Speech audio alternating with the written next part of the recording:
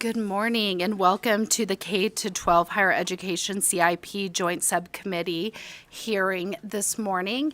I know we have Superintendent Ebert and probably others who will be presenting on this morning's budgets. We have a variety of budgets, so to make it easy, we'll break it up and we'll go ahead and start the hearing on budget account 101-2675. And please start when you all are ready. I apologize. I missed the biggest thing today. We'll go ahead and start with roll call. Madam Secretary, thank you. Just ready to dive in. Senator Canizaro. Senator Dondero Loop. Here. Senator Neal. Here. Senator Severs Gansert. Here. Senator Titus. Here. Assemblywoman Howdegi. Here. Assemblywoman Kasama. Here. Assemblyman Miller. Here. Assemblywoman Monroe Moreno. Here. Assemblyman O'Neill. Here. Assemblywoman Peters. Here. Assemblyman Yeager. Here. Chair Backus. Present. And please mark Senator Canizaro present when she arrives. With that, thank you. We'll start over again. We'll go ahead and open the hearing on budget account 101-2675. And Superintendent, please feel free to start when you're ready. Thank you, Madam Chairs, member of this distinguished committee. For the record, my name is Joan Ebert. I'm honored to serve as the State Superintendent of Public Instruction in our great state of Nevada. I know we have several different budget accounts that we're looking at today, and so starting at a very high level, just setting the stage on the Department of Education and the work that we do, we have two charges. One is to support the entire system of the state of Nevada, making sure that our schools are lifting up our children and have student success, student achievement every single day. The other part of that, part two, is compliance, making sure that the law that is set here, policy, is transpiring into our schools and classrooms as well as at the federal level. And so when we think about those two pieces, and first and foremost, student achievement, what is it that the department does? How can the department help and lift up? And we know that over time, we're the third most diverse state in the nation. We lead in so many ways on opportunities to show the rest of the nation what a strong education system can look like and should be, and drive an economy, a diverse economy, where all of the citizens thrive. And that starts, we know, with our pre-K, our earliest learners, making sure they have the supports that they need to become great citizens, can read, write, participate in a democracy, and all of the work that they need to do. And so when we're looking at today's budget and those two charges, and thinking about reading, Read by Grade 3, that program has been extremely successful. We want to continue that work. And you know, our students, they learn to read, right? The young ones, they learn to read, but they do that so that their reading becomes their learning, right? It shifts over time. And I just spent a couple of days with my colleagues across the United States, the chiefs. Several different states are diving in really heavily on this work, looking at the science of reading. We in Nevada have established that direction, but how they're doubling down. And in Tennessee, their General Assembly is adding an additional $50 million to reading on top of what they've received from the federal government, the $4.2 billion under the pandemic. So they're doubling down in supporting their work. When I spoke with her, Dr. Penny Schwinn, as well, their Department of Education is in almost 300 schools a month. And I said, how can you do that? And she said, because I have staff. And I said, okay, well, we have 4 staff that do literacy in the state of Nevada. and I don't know how they can get into our 750 schools to do that work. So we are competing with states that are heavily investing in early learning. And I know that we'll get into details on the budget, but I want to kind of set that stage of who we're competing with. And if we really want to drive the economy in our state, it's going to start with a heavy investment in education. And so as you receive this presentation, and again, just setting the stage, I want to address the numbers of positions that other state departments of education work with. And so to contextualize these requests, the Department of Education has approximately 185 positions. Most of them are federally funded. We serve approximately 500,000 students in this state, as well as 47,000 school district employees. And as we were walking in here today, interim deputy took a call, and our school districts have tragic things that happen every single moment and every day. And so immediately she stopped what she was doing to help our school districts with a tragedy that is working. And supporting our students moving forward, you need staff to be able to do that. When you compare ourselves to other states like Alaska, a large land mass as well, they serve approximately 127,000 students. They have 281 employees. So that comes out to about 425 students per state employee. In Utah, right next door, they have 675,000 students with 400 department staff. So that's about 1,688 students per employee to support. And so the Nevada Department of Education, we're very efficient. I love my team. We serve, with our team, about 2,551 students per state employee. So those are just some numbers, overviews, as we dig down into the budget for funding. So establishing and maintaining our standards, our core academic content areas, our performance indicators, and our courses of study, coordinating and monitoring technical support with our school districts. We work very collaboratively with the Regional Professional Development Program and the implementation of the standards and requirements through the approval of our instructional materials and align everything to our standards. And the standards, as we know, are approved by the State Board of Education. We work through those cycles and continue to update looking at the diversity of our state. So our first budget account, 2675, we're looking at E232.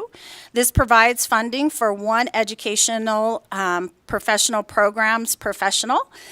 This position will provide learning opportunities for all students through distance learning. We learned during the pandemic that having a system-wide support is critical to make sure that all of our students have access to AP classes, to CTE classes, no matter what your zip code is. If you're rural, urban, suburban, even our urban core at times cannot find computer science teachers, CTE teachers. The technology allows us to make sure that we have access to those pieces. So that education programs professional will continue the work with the Digital Learning Collaborative to build that out.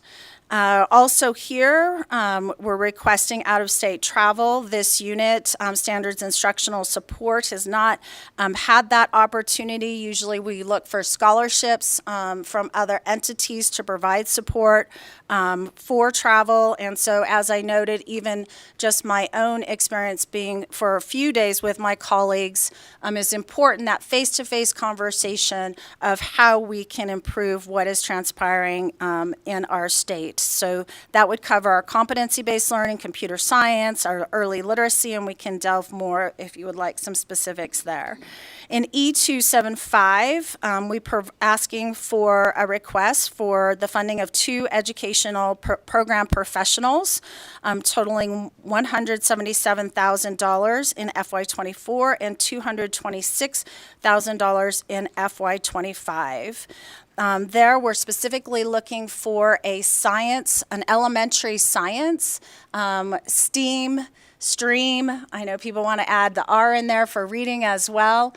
It used to be STEM, STEAM, STREAM, all of it working together collaboratively to move our work forward. So we're looking for a K-6 science person and then a K-12 English language arts and world languages. We do not have a dedicated person at secondary level that can span across. It's not just helping an English teacher teaching literacy.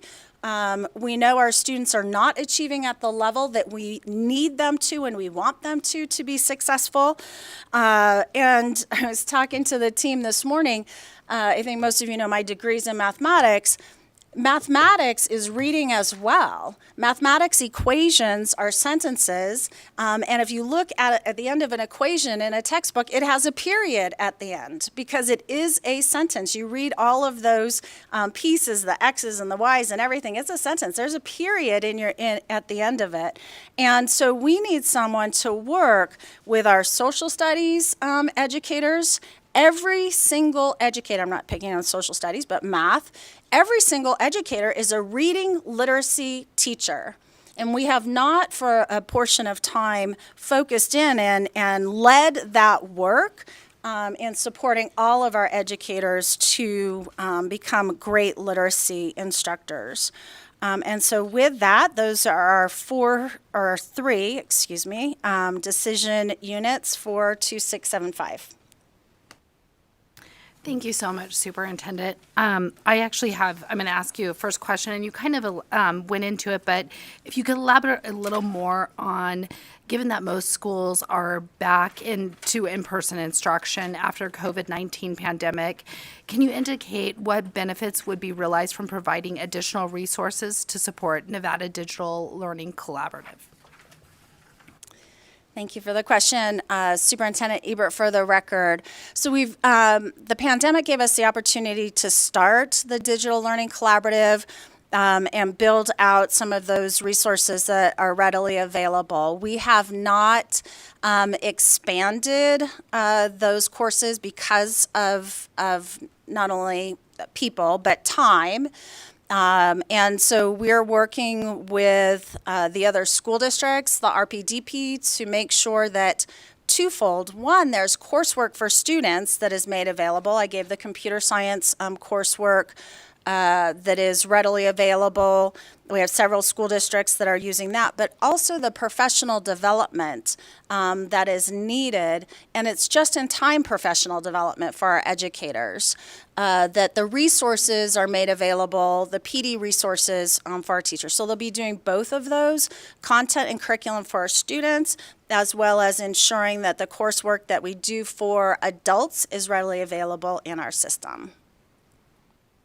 Thank you so much. Next, we'll go to Majority Leader Howdicke. Thank you so much, Chair. And I had questions regarding the 2 new education program professionals. And so I think this is great, right? It's neat, but I have some questions because I want to better understand it. And so do we currently have professionals who support professional development in state?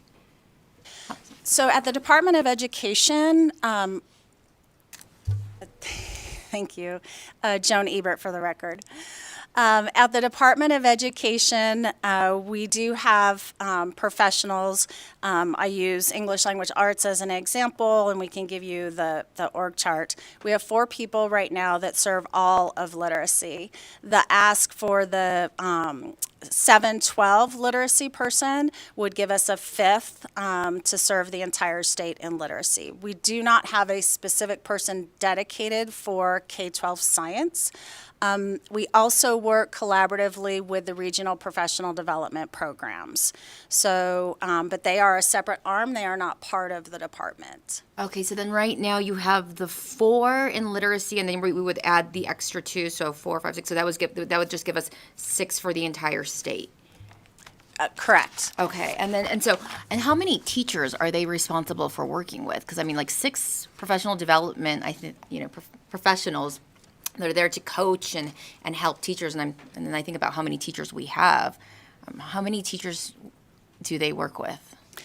So if we go with the Superintendent Ebert, for the record, if we go strictly with all of the educators that we have in our state, it's about 28,000 educators that we have, but I would expand that beyond just licensed teacher because all of us should be working in that way, so it's much more than the 28.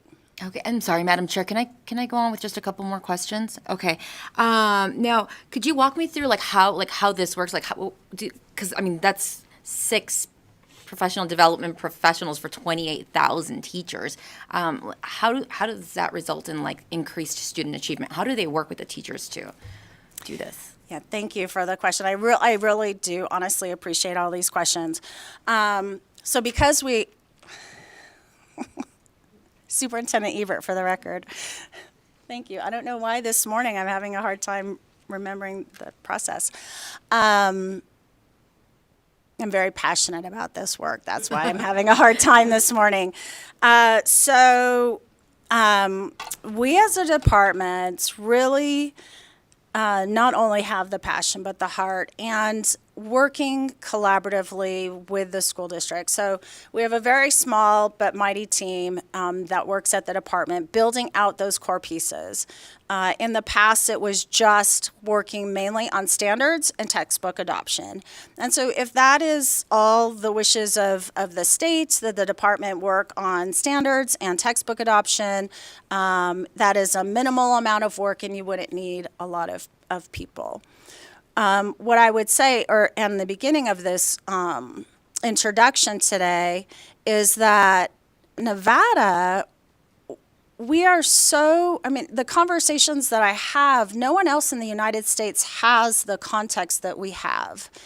And how do you lift up this small team, right, to make sure it gets in the classroom? You capitalize on technology, and you also have policy that you all have either through and working with higher education, but creating an entire system to make sure that every part of the system is working together.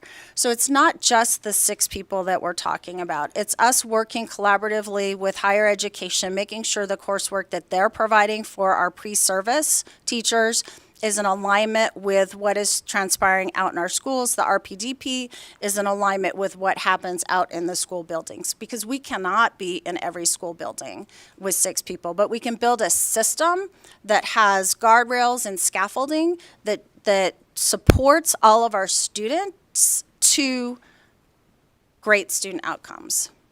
Okay, and then if I could, just another follow-up.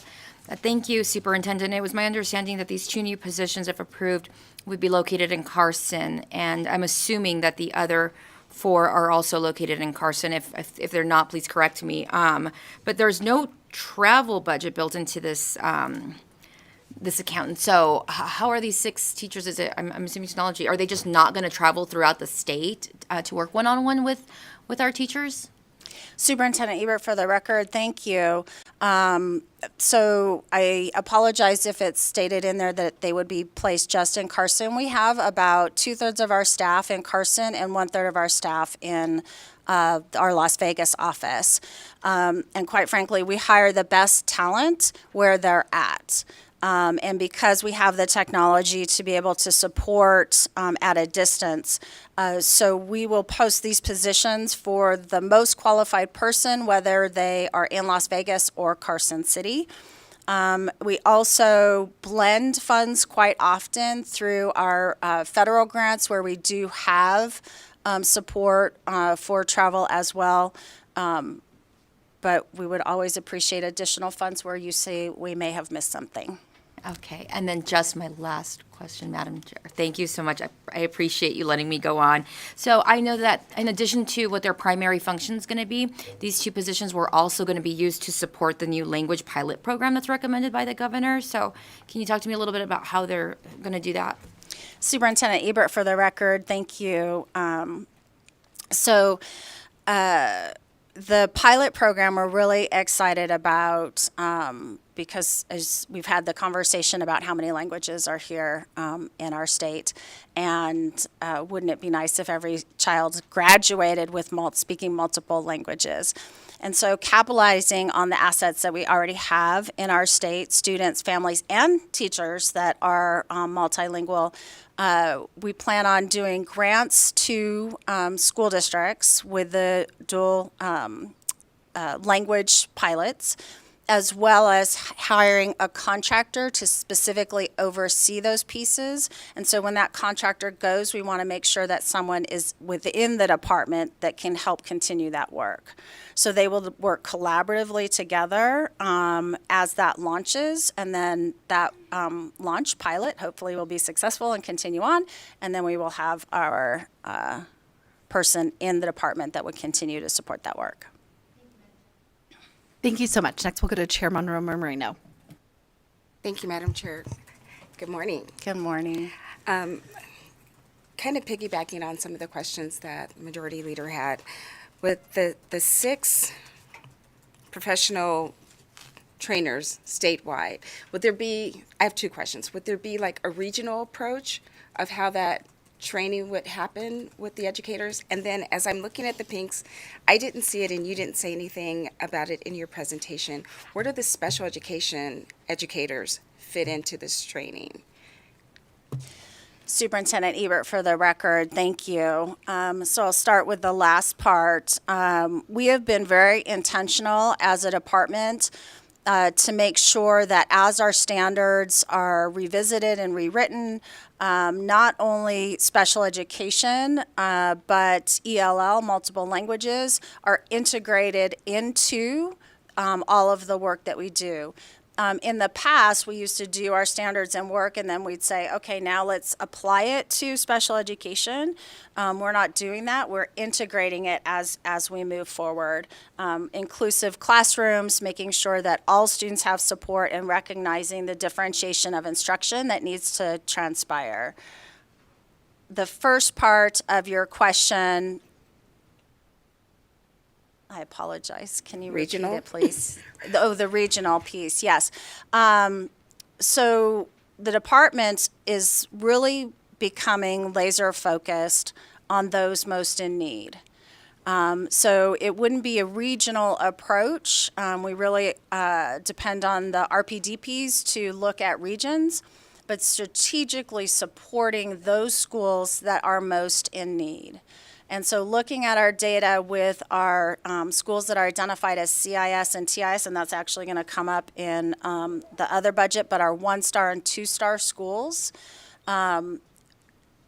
working alongside, being very intentional with our reporting of where shift needs to happen. We need to be boots on the ground and focus on those most in need and triage there first. Almost like the medical profession, right? We're not the, well, we start with the tier 1 support globally, but also to looking at those most in need and being strategic with those supports given the size of the department.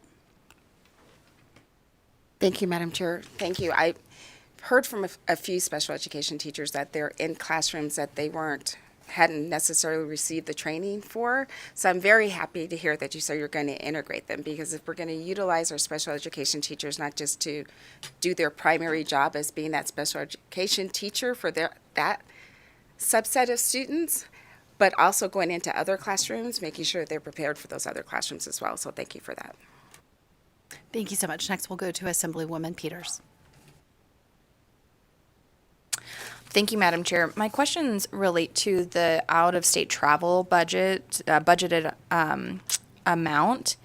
So it's my understanding that this budget has not had out-of-state travel in it previously. So can you talk a little bit about why you've added it to this budget?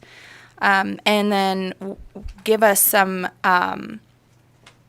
idea of the conferences that the different positions will attend in the contents areas that you've identified. Thank you, Superintendent Ebert. For the record, so exactly as you noted, they haven't had travel, out-of-state travel, and we've seen a lack of understanding and supports for what others are doing across the nation, how they're succeeding and excelling at a faster rate. I gave the Tennessee example. We also have Mississippi, which has done great work in this area, and learning from them as well. But I would ask Director Brankamp to provide you specifics on what they're looking at the conferences. Thank you, Superintendent. For the record, Dave Brankamp, I'm the Director of our Standards Instructional Support Office. Those members that we're referring to, for one example, would be the Association of State Supervisors of Mathematics. That would be our math lead, get to meet with, as the superintendent gave example, with her colleagues with the chiefs. They would then meet with their fellow math leads around the entire country.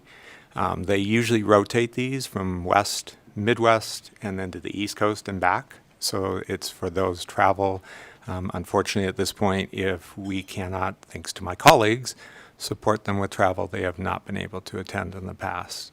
So then they've had to catch up as best they could through email with their folks.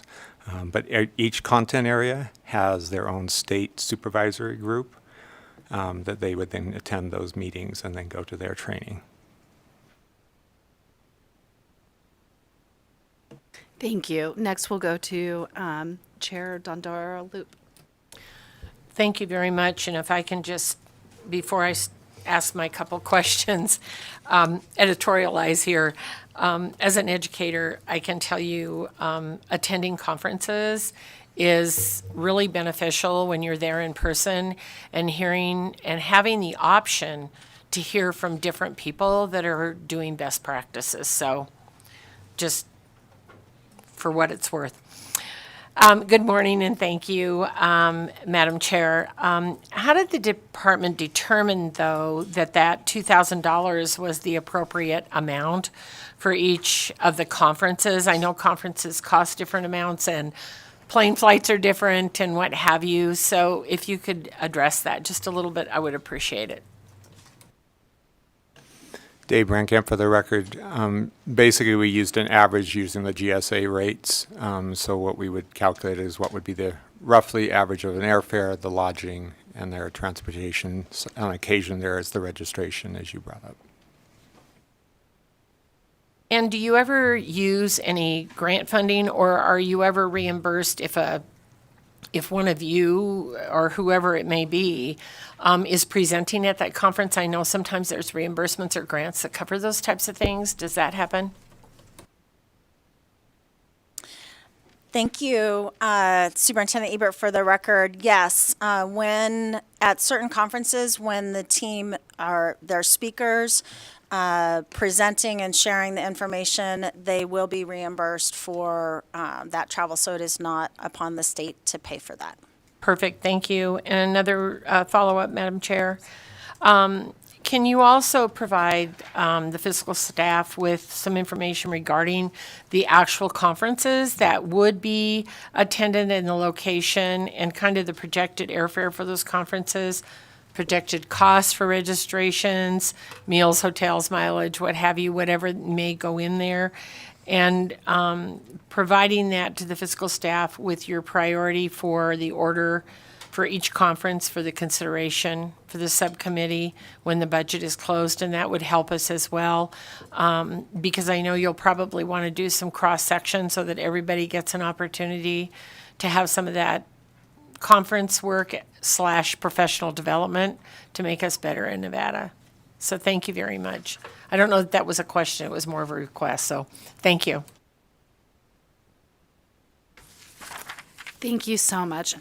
We'll go ahead and close budget account 2675 and go ahead and open discussion on budget account 2712 when you're ready. Thank you, Joan Ebert. For the record, this budget, Superintendent Ebert, for the record, we had 2709 next. Did you want to go to, I'm sorry. One moment and take a look.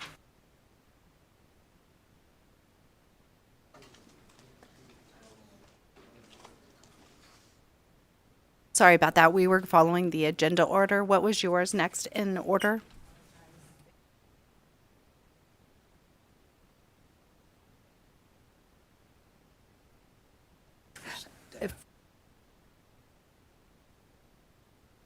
On page 27. Okay.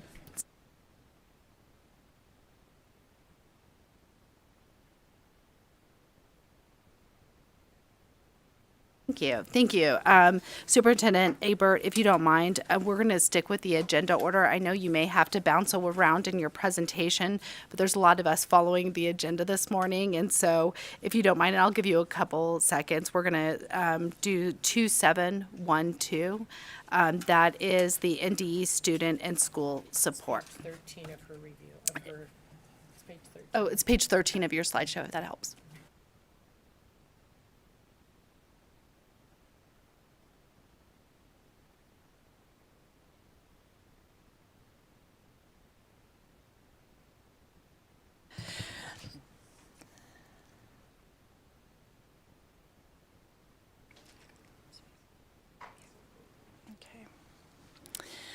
Thank you, Superintendent Ebert. For the record, that we're all on the same page, 2712, thank you, and we will follow the agenda.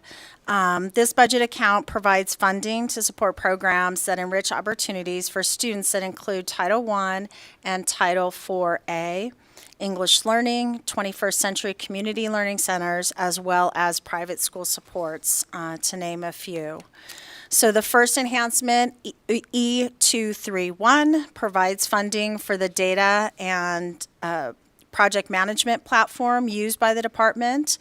The tool that we use is called Smartsheet.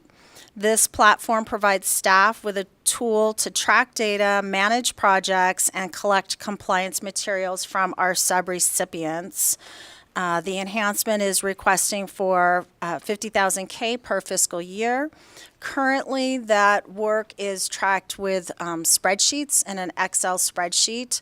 And so we would like to modernize that so both our grant recipients as well as the department have access to one tool and we can exchange those files easily. The second enhancement, E232, provides funding of approximately $43,000 per fiscal year for our video conferencing. We do use Zoom. We work with our stakeholders and provide technical assistance, as we've discussed earlier. Participation in these events continues to grow. I'm proud to say that we were able to host one conference with 450 educators across our state using Zoom. This enhancement provides funding, which will allow the department to provide additional supports, allow us to have breakout training rooms, as well as streamline the sharing and the recordings once they are complete. I push really hard. I think most of you know that in part of my life as a chief technology officer, and so why is the department using one tool and the state is using Teams?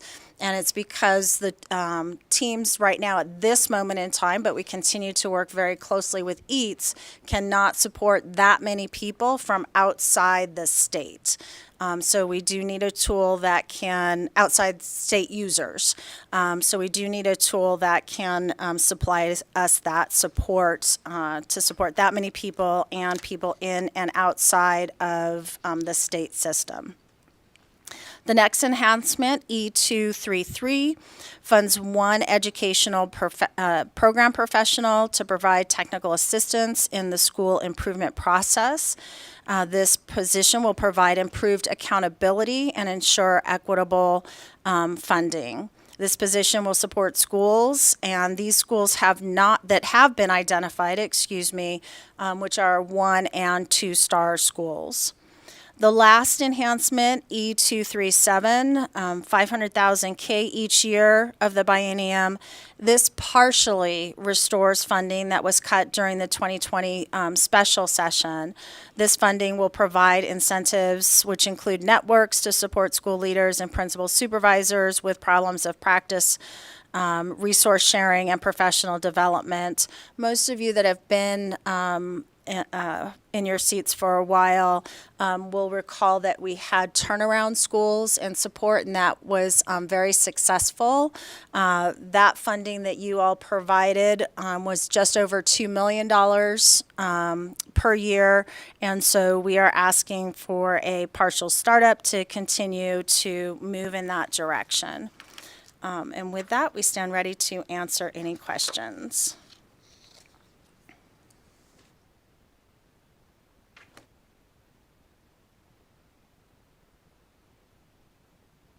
Thank you so much.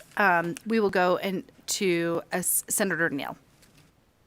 Thank you, Madam Chair. So I have a couple of questions, but how would the new school improvement program build on the work that has already been completed by the department? Thank you, Senator, for the question. Joan Ebert for the record. So the work is not finished, is where I'll start. We have a lot of work to do. We are moving in the right direction coming out of the pandemic. We track our data, but we are nowhere near where we need to be, and these resources will help to continue to lift up the state. Madam Chair, can I have a couple of follow-up questions? So I was reading that that NDE, the plan is to include continuing to support school leadership capacity, teacher development, and then the evidence-based instructional strategies, right? But what I was super interested in, and what are the gaps that you're seeing in the current leadership now that you would actually be tweaking or pulling up in terms of the school leadership? Thank you for the question, Senator. Superintendent Ebert for the record. Across the state of Nevada, within the last 2 years, we've had almost 200 new administrators leading schools. And they are great leaders. They were selected for those positions. But as we know, mentoring, support, guidance, just someone coming in and tweaking what they see, another set of eyes. I say quite often, people don't have eyes in their back of their head. So it's in partnership of working alongside the school district and the school leader within the building to build the capacity of those leaders. We had a massive exodus across our state with administrators and teachers that need more support than ever given the pandemic and moving forward in our trajectory. Thank you for that. And then I have some different questions on a different budget, but I just want to ask one final question related to school leadership. Is there a conversation when we talk about improving schools, the current school leaders that do well, leaving them at their schools, right? Or allowing them to continue to move their schools to a 5-star before we yank them, right? I mean, traditionally within the district, if a principal is doing well and he's taking a 1-star to a 3-star, we then take him somewhere else, right? And then there's a loss. There's no overlap. There's no training for the new principal that comes in. They're literally starting from square one, and then we see a loss in the star rating because the principal is coming in not having I would say a proper overlay mentorship with the principal who did the work, who then was moved across town to then do the work somewhere else. Superintendent Ebert for the record,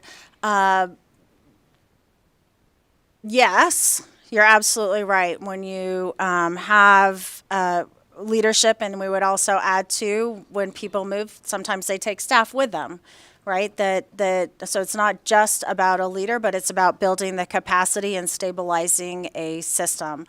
And so those controls are locally determined, who's at those schools, but sharing that research, because what you just shared is the research, when you have that stable leadership across the system, it lifts the entire system up. So I agree with everything that you said. That is not in the purview of the department, but we support the new leadership as they come in to those schools.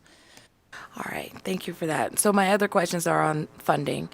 Can you please explain how the funding of the $300,000 over the 23-25 biennium for contract capacity building and evaluation expenditures was determined, and how the various deliverables that would be provided from that funding?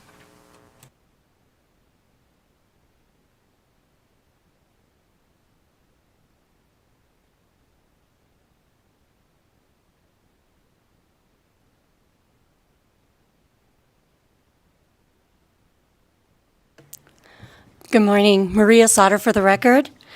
Thank you very much for that question. We determined it's 500,000 in the budget. Is that the one you're talking about per fiscal year? You said 300,000. I just want to make sure we're reading Yeah. the same line. My notes say 300,000, so if it's 500,000. Oh, thank you. Thank you for that clarification. We determined this based on what we are doing so far with the ARP ESSER dollars. We currently have, I do have the numbers, $1.3 million in support of our school improvement programs across the agency for this work with our lowest performing schools. We also, as Superintendent mentioned, we had $2.5 million per fiscal year in turnaround funds that went in support of our 1- and 2-star schools. So based on what has been created for this system of support, and based on the work that we still need to do, we thought that the $300,000 with the additional $200,000 for a total of $500,000 across each fiscal year will be sufficient for us to continue the work. Okay. I guess I'm super confused. Where's the 200,000 in the budget? It's coming from what money? Maria Sauter for the record. Megan, I'm gonna let Megan answer that. Deputy Superintendent Megan Peterson for the record. The 300,000 that you're referring to is in addition to the 200 brings us to the 500,000. So the 300,000 was the identified portion to go to the contract that is supplemented by the other pots of funds that Maria Sauter referenced. Okay. Thank you for that. All right, so then my next question, and you tell me if this number is right. How would the funding of the 700,000 over the 23-25 biennium for aid to schools be awarded and utilized by the lowest performing schools?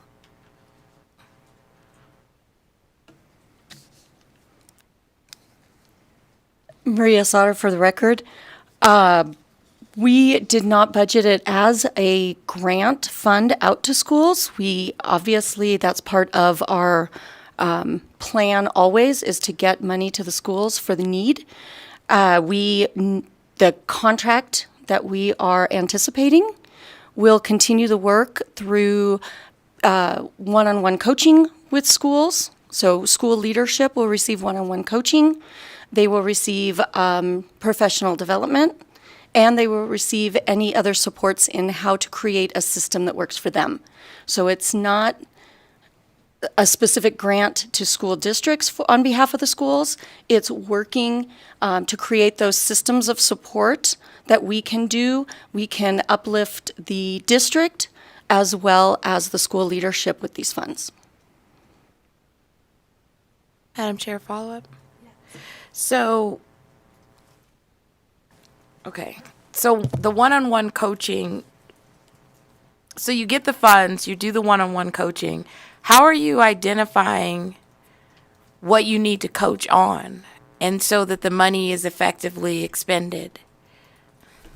Thank you for that question. Maria Sauter for the record. We have surveyed our principals based on their needs. As Superintendent mentioned, we have a lot of new administrators across the state, and they have let us know what their needs are. We also have needs assessments that are annually submitted to the department based on needs that they see in their districts and at their schools through the school performance plans.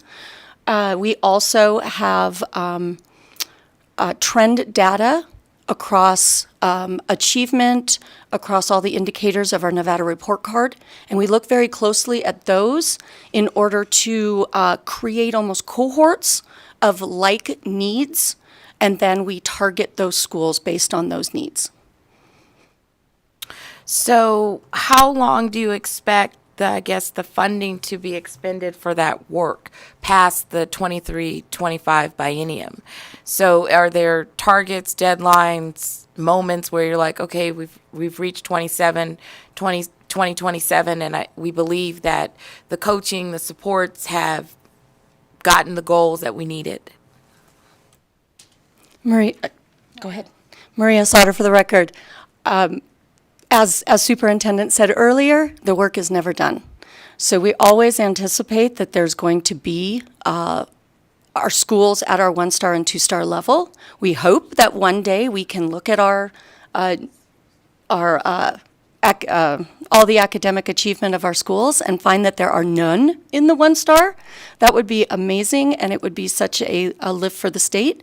But currently, we do have more than 172 schools that are currently 1-star that are not federally designated, so they do not receive any federal supplemental funds. And we do believe that it will be, it's a process in order to lift every school. And so we do see the work as being ongoing. Madam Chair, can I have like one follow-up? So I understand what you're saying, that the work is continuing and that 1-stars and 2-stars may be a part of the fabric of CCSD. But I guess immediately when you were talking, I immediately went to all of the interventions, turnaround schools. There's several interventions. We had the $278. So how are we going to, with the current state of funds that we have now, how are we going to really try to, target and do that very specific work that is an integration of what NDE is saying are the broad top goals that you want the LEA to do, right? Like, let's just talk about Clark.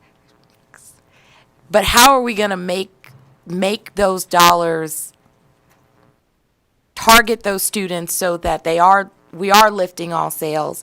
Because we can't say this is our 20-year story, this is our 40-year story, our 50-year story, and that these students are just very difficult and they're not Title I, so therefore they're not getting federal money, but they are getting state money. And so at a certain point, I don't know, I guess I felt like in that statement, I don't believe that you guys are hopeless, but I feel that there is a acceptance that a 1-star will always be present, which is not what any of us want to continue or to keep funding at these interventions that may not intervene. Superintendent Ebert, for the record, I'll answer that question in two ways. First, I'm really pleased with the new funding formula and how it's running, and the proposed budget that's been put forth and all the work that you're working on. $2,000 per student is a huge lift for us as a state.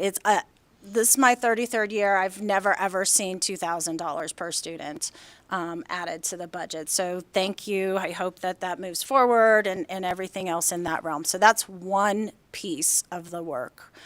The other piece that I would say in education that we have not been clear about, and You're absolutely right. Some days it feels hopeless.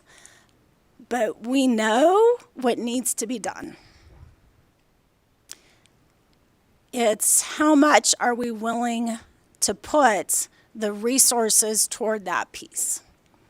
And as a department, it is a balance of, even when we meet as a team, because we start out with, if you could have what you want, what would you have? If every single school is going to be achieving at the level that we expect, how much resource would the department need to support the school districts and their leadership?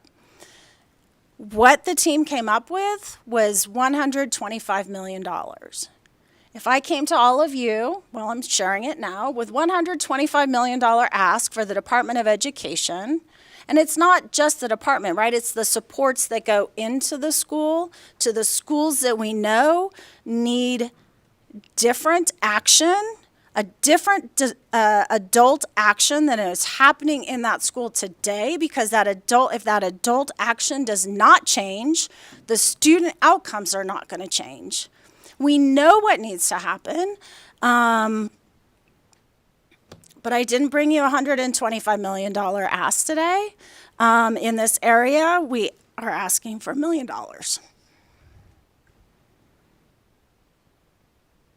Thank you for that. And thank you, Madam Chair. Thank you. Next, we'll move to Assemblywoman Monroe Marino. Thank you, Madam Chair. And I just have a few questions on the education programs professional, that position. In the governor's recommended budget, there was funding request for $300,000 for a contracted vendor that was to provide consultation services to the department, assist school districts with improvement plans and other similar duties. So how would the duties performed by the education programs professional position that you're requesting differ from that of the vendor in the governor's request? Thank you for that question, Maria Sauter, for the record. Currently, we have 4 personnel that work in the team of the lowest performing schools, school improvement. The entire office, the entire agency is school improvement, but we have 2 EPPs and 2 contractors currently overseeing all of the CSI and TSI schools. This new position will assist with those schools that are currently being exited from status and or at the 1-star level to ensure that they have sustainability. So the momentum that they have created in their systems and on their campuses continues. We don't want to, as they're very worried, cut them off as they exit status. They lose that federal funding, and we do not want that to occur. So this EPP will ensure continued supports, also assist with the many criteria and responsibilities to U.S. Ed for CSI and TSI reporting. Follow-up? Thank you. So the education programs professionals position will work in collaboration with it. That's why you said 4 positions. Are there just the 4 or 5 or this would be the 5th? Maria Sauter, for the record, there is currently 4, and this would be a 5th onto that team. How many are federally funded? Oh, all are federally funded. The 4 are federally funded. The 4 are federally funded right now through Title I. Perfect. That's good to know. I like federal money. Last question, Madam Chair. Okay. Historically, we had Zoom schools, Victory schools, the turnaround schools before the new funding formula, and there was funding going in there. Could you tell us how you were repurposed that education programs professionals positions that historically were supported in those budgets? And why are those positions not able to support the new school improvement program instead of hiring a new position? Maria Sauter, for the record. Currently, there is no funding for those but the schools and the need still exists. And so 2 of those 3 state-funded are working with ensuring that the pupil-centered funding is, the weights of that funding are going to the appropriate strategies, and as the NRS states, that they must go to certain activities. And so they are monitoring how LEAs are using those, and they are designing support just as we did under the Victory and the Zoom programs. So they are continuing that work. The third is working in conjunction with our ESSER funding, so all of the federal funding programs, including AB 495. That person is assisting with advising districts in planning, revising plans, making sure that everything is aligned with their needs.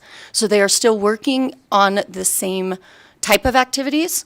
We just have so many right now that our capacity is not fulfilling all of the requirements.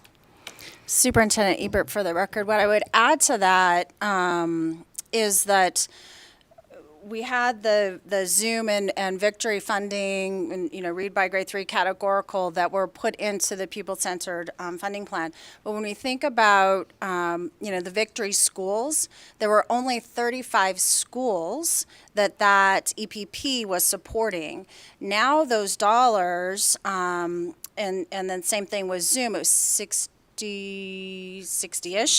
that they were supporting specific schools. Now those dollars, because we know that our English language learners, our students at risk, aren't just in 35 or 60 schools. They're in every single school. So these EPPs now are not just supporting a few number of schools. They're supporting all of the schools and the students and the leadership across the state. So how that work is transpired is much different. The expectation is still the same, and the requirements in law are still the same, but it's different work because it's more, it's spread more across more buildings. So make sure I understand it. So since it's not targeted just to the schools, the workload actually increased because you're targeting the students that may be in other schools throughout the state. Yes. I got it. Thank you. Thank you. Next, we'll move to Senator Titus. Thank you, Madam Chair, and thank you for your passion. It truly shows, and I appreciate all the effort you're putting into all of this and trying to fix it. But somehow I think there's a disconnect. I'm going to back up a little bit to an early statement that you made regarding that you've had 200 new administrators in this last year, I guess, just alone. I had several Clark County school teachers come to my office and just be frustrated about that particular piece where there's new administrators, and I would include principals as an administrator, is that correct? That they weren't engaged in that process of picking administrators or actually the evaluation. Somehow, apparently, the evaluation of the principals, they have like a 3-year, they used to have a 3-year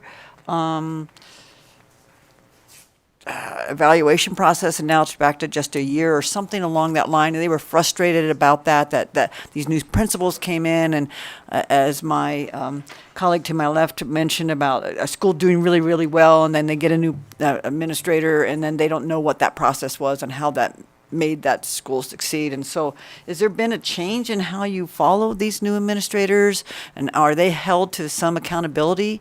Could you maybe address that a little bit for me?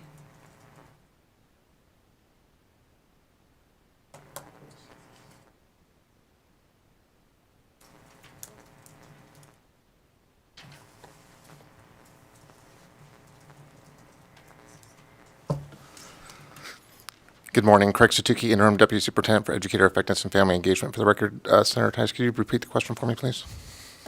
So I met with some, thank you. I met with some teachers from Clark County from several different schools, and they were concerned that the process of evaluating these new principals or administrators has changed. And in the past, they were on a 3-year program where they were still being evaluated now just to 1-year evaluations, and they were concerned that the teachers themselves in these schools didn't have the same input as they've had in the past when it came to evaluating their principals, and there was some disconnect there and frustration, and I'm worried that accountability piece, the teachers are frustrated.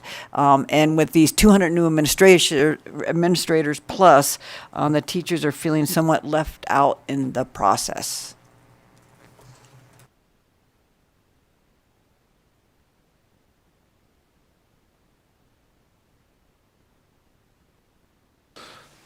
Craig Satuki, Interim Deputy Superintendent for the record. I can go back to the historical piece. I'm not sure. I can go back to the team to see if there was a point in time where teachers were part of that evaluation process. As a former administrator within the Clark County School District, I was not familiar with in terms of having teachers be part of that evaluation other than receiving like feedback from my supervisor in terms of my performance and my interactions with them. And so I can go back on that piece. The Nevada Evaluation Performance Framework for principals does have them being evaluated on an annual basis, and we'd be able to share that information with you. Great, thank you, because I think it's critical. I mean, as you said early in your presentation, the loss of your teachers, and people are fleeing the classroom literally, and part of that is it's not just about income and pay, but it's about accountability, as you've mentioned. It's about them feeling that they're part of a team. And when the teachers are feeling that they're not part of any decision-making, not part of any team that's processing here, then their value, they look at themselves as less valued, not only from an economic point, but the professional opinions. And so I'd appreciate if you could give us some more details on how that piece is involved, where you engage the teachers with the administration, because there's a significant disconnect from what I can see. Thank you. Thank you, Madam Chair, for the question. Thank you. Next, we'll move on to Speaker Yeager. Thank you so much, Madam Chair. I have a few questions, if I could, about external evaluations. Good morning, Superintendent. And so one of the questions I had, you talked about it a little bit, but we moved the funding from the categorical programs into the pupil-centered funding plan, and most of the statutory requirements for the external evaluations have been repealed. So I was just wondering if you could speak to why, if you know why the governor recommended additional funding in the upcoming biennium for external evaluations.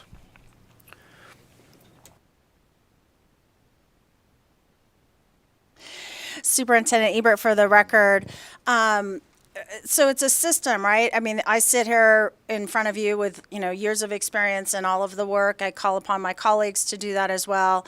But sometimes you need those external eyes to come in and really look at the work that you're doing. And so we invite, in fact, currently the department received our letter where LCB is coming in and going to do our audit as a department. And so we think it's really important that you get those external eyes in because there are researchers out there that have done things nationally that we do not have that experience with. So it's bringing in experts to look at the work that you're doing, give you validation and or mid-course correction with the path that you're following.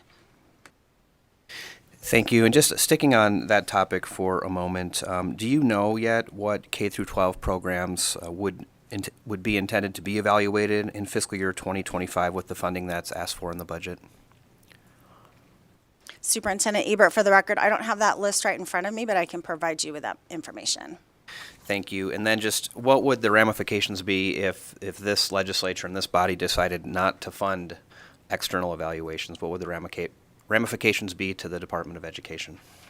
Superintendent Ebert, for the record, we would, as I stated earlier, we would not have that added value of having that external evaluator. We would have our own internal evaluations that we would rely upon in the work moving forward. And then, Madam Chair, just one more if I could. Sticking on the topic of evaluations, back in the 21 session, which seems like a long time ago now, but we funded some external evaluations, and I think we were originally believing that those reports would come back to the legislature by January of this year, and I'm understanding now that there may be some preliminary findings in March, and we are now in March, so if you could just provide an update of those evaluations, when you think they'll be completed and when we'll get those results to be able to look at, please.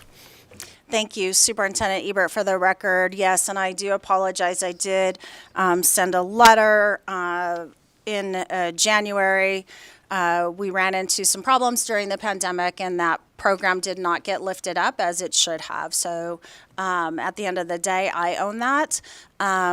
We had to move forward with a contract and then the procurement process. So UNLV has been awarded that work. They are working on that data, and I will get you an update. I have not touched base with them this week, but we are working to get that information to you as fast as everybody can. And so I apologize for not having that information for you in January. Thank you so much, and we look forward to getting that update. And if we can go to Senator Severs-Gansert. Thank you, Madam Chair. I want to follow up on some of the questions.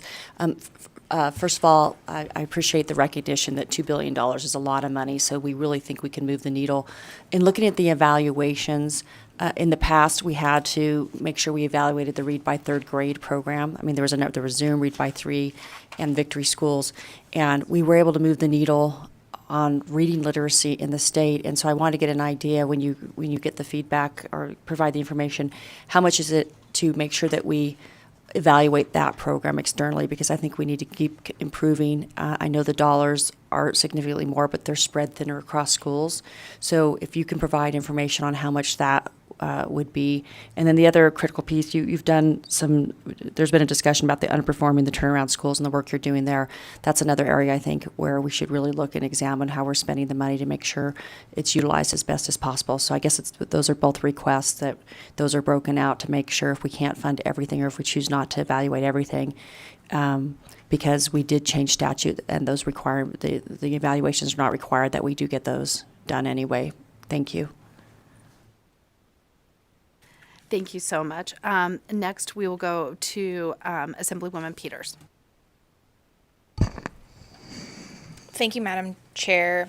So pivoting a little bit to the Smartsheet software consultants, it's my understanding that the budget currently is requesting general fund appropriations, and I'm curious why it's not coming through the Department Support Services budget that provides general IT, which is funded through cost allocations.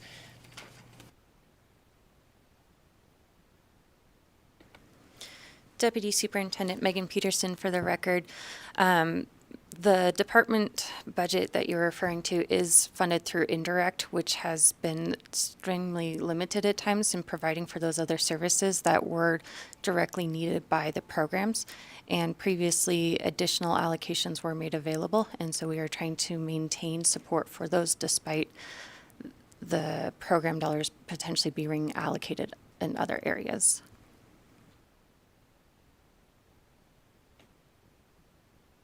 So the Department Support Services budget is just spread too thin? Is that generally the response?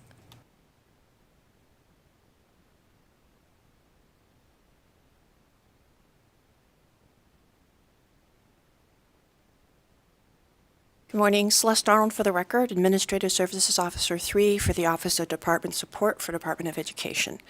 In the last couple of years, I've been with the department for a little over a year and a half now. And what I have seen is that with the blessing of the funds from the federal government for the pandemic, we have not collected as much indirect off of our regular grants as previous. While the authority to collect indirect is there, the reality is what we've been able to collect is not as much. And in order to support the department, yes, those funds are getting spread a little thin. And we have to be strategic in how we spend those dollars. There's a need in many of our offices for many things. And we have to decide and prioritize, what we can move forward with the funding we have available.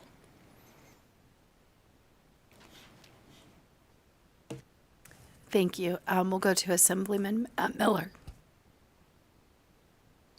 Thank you, Chair. And my question, it's pretty much a follow-up. It was regarding the Zoom conferencing, the executive licenses for that. And I imagine And you can confirm that the answer as to why we are using the school support budget versus the IT support is probably the same, correct? Deputy Superintendent Megan Peterson, for the record, that is correct. And as our technical assistance grows with supporting our stakeholders, that support does continue to grow as well. Great, thank you. Thank you, Chair.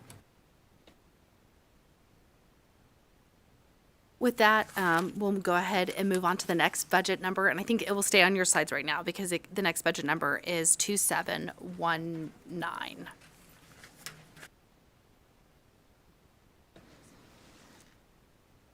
Deputy Superintendent Megan Peterson, for the record, the budget account 2719 provides funding to support our staff who support or assist in the allocation of state and federal dollars to our school districts, and this does include the pupil-centered funding plan. Additionally, reporting requirements such as the class size ratio reporting and allocation and monitoring of our subrecipients is also managed through this account, as well as auditing functions for our enrollment and grants. The first enhancement, E231, provides $7,300 in each year of the biennium for professional development in our Division of Compliance. Included in this is associated travel with that professional development, which will allow the division compliance staff to support pre-award risk assessment and monitoring processes to stay up to date with best practices throughout the country. The second enhancement, E226, provides funding for a management analyst. One, this enhancement augments our division compliance staff as well by adding additional support for the pre-award risk assessment and post-award monitoring process. Currently, we have approximately 103 subrecipients that we are monitoring and assessing for risk, for which there's only one auditor and a management analyst 3 to support technical assistance. With the addition of this position, this will allow for more focused technical support on the front end with our subrecipients as we are assessing risk, as well as post assessment for compliance support. The next enhancement, E805, provides funding to reclassify an accounting assistant 3 position to a program officer 1. This will provide expanded compliance reporting duties to include several reports such as the class size ratio reports that are required under state and federal law. Under the existing classification, the department has struggled to recruit and retain staff in this position as the duties do not align with the work that is being required. The next enhancement is E227 for Management Analyst 3. This will provide funding for a position that will serve as an additional layer of support for our grants management unit when reviewing and approving subgrants and revisions, as well as reimbursement requests. Currently, our grant management unit is supporting 1,048 subawards. After an initial review and approval by grant analysts, the grant management supervisor, which is a management analyst 3 currently, provides additional review before forwarding for final approval and allocation of the funds. With only one supervisor to review the subgrant agreements, this creates a significant bottleneck in our approval process and delays our ability to approve subgrants and get the funds out to our subrecipients. This additional position will allow us to bifurcate those duties and ensure faster processing, as well as additional technical support and training for our subrecipients.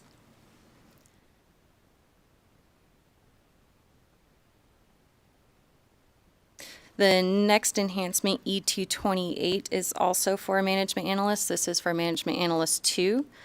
This position will assist in our electronic grant management system. Currently, we are sharing this work across our grant analysts, and so this position will allow one person to be a subject matter expert in this system, building out the grant applications and providing technical assistance to not only department staff, but our subrecipients in how to use this system. Currently, there are 880 applications in the system for $2.3 billion.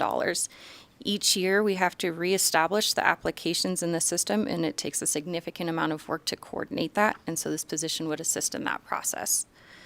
The last enhancement, E229, also provides funding for a management analyst. which will assist and provide additional support for our state pass-through dollars that are awarded to the department.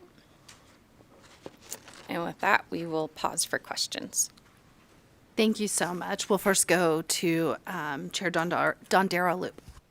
Thank you very much, and it's not lost on me that we do things on a shoestring in Nevada, so I appreciate your hard work, but I also know how important grants are to the education system. So how did you determine the general fund should support the 3 new management analyst positions for the grant management unit? How did you come up with those positions? Deputy Superintendent Megan Peterson, for the record. In most cases, it was to ensure consistency. If we were to fund these with federal funds and the funds were to expire and not be renewed, we would not have consistency in positions to ensure that continuity of operations. And within terms of the management analyst 2, because that is also used by multiple grants, including state grants, the federal funds had already been fully allocated to pay for that system, and then the additional support was not identified through other means. And so this is asked to ensure, again, continuity of operations, so that way we do have the support for all of our grants. Thank you. And follow up, Madam Chair. So how would the addition of those new management analyst 3 position, would that assist with the supervision and improve the processing times for those grant and sub-grant documents, reimbursements, and I think you said awards in there? Deputy Superintendent Megan Peterson, for the record, that is correct. Currently, it takes, at a minimum, about 20 days to review and approve, often because some of our budgets have over 7,000 line items that require review for function codes, object codes, and such. And so the addition of the Management Analyst 3 will provide additional supervision at an additional or a separate layer or opportunity for 2 supervisors to review the work of all of our grant analysts, and it is hoping to improve our turnaround time. Superintendent Ebert, for the record, to add to that, data is extremely important to us, and so, benchmarking against what other states are doing, as well as what the Nevada Department of Education, compared to other departments across the state of Nevada. We have the smallest unit in this area. We have additional data. I made sure that we included that it was over 1,000 subawards that we monitor with the few staff that we have. We also, too, looking at my colleagues across the nation, in Nevada, we have additional requirements that other states do not have in the approval. So there are additional layers that we have chosen as a state to implement. And so, because I was asking why are some other states able to turn their money around faster than us? Because the money needs to be out in the schools and helping children.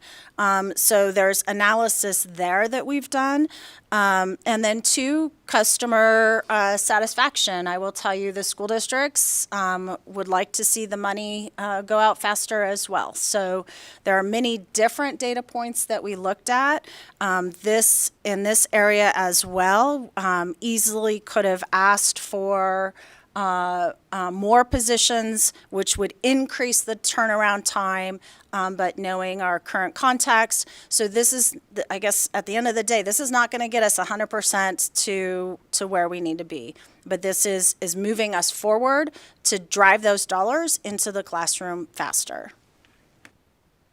And Deputy Superintendent Megan Peterson, I would also like to give some context as well. In this 5.5 years that I've been with the department, I have seen the grant management supervisor position turn over at least 3 times. I've seen all of our grant analyst positions turn over at least 3 times each.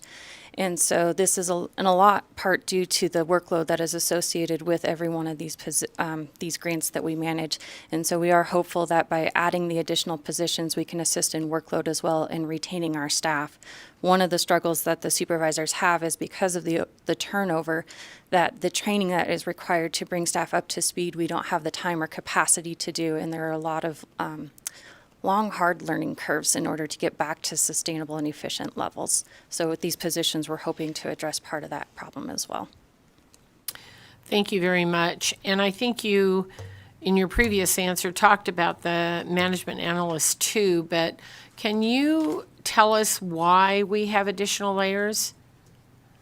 When you referenced just now, Superintendent, that we had additional layers that other states may not have in getting this money out, is that legislature driven? Is that your office driven? Is that who drives that decision? Superintendent Ebert, for the record, it's legislative driven.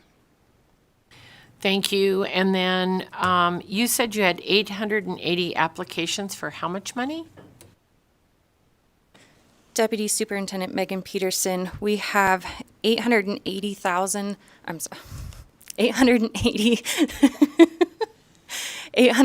subawards in the electronic management system totaling $2.3 billion.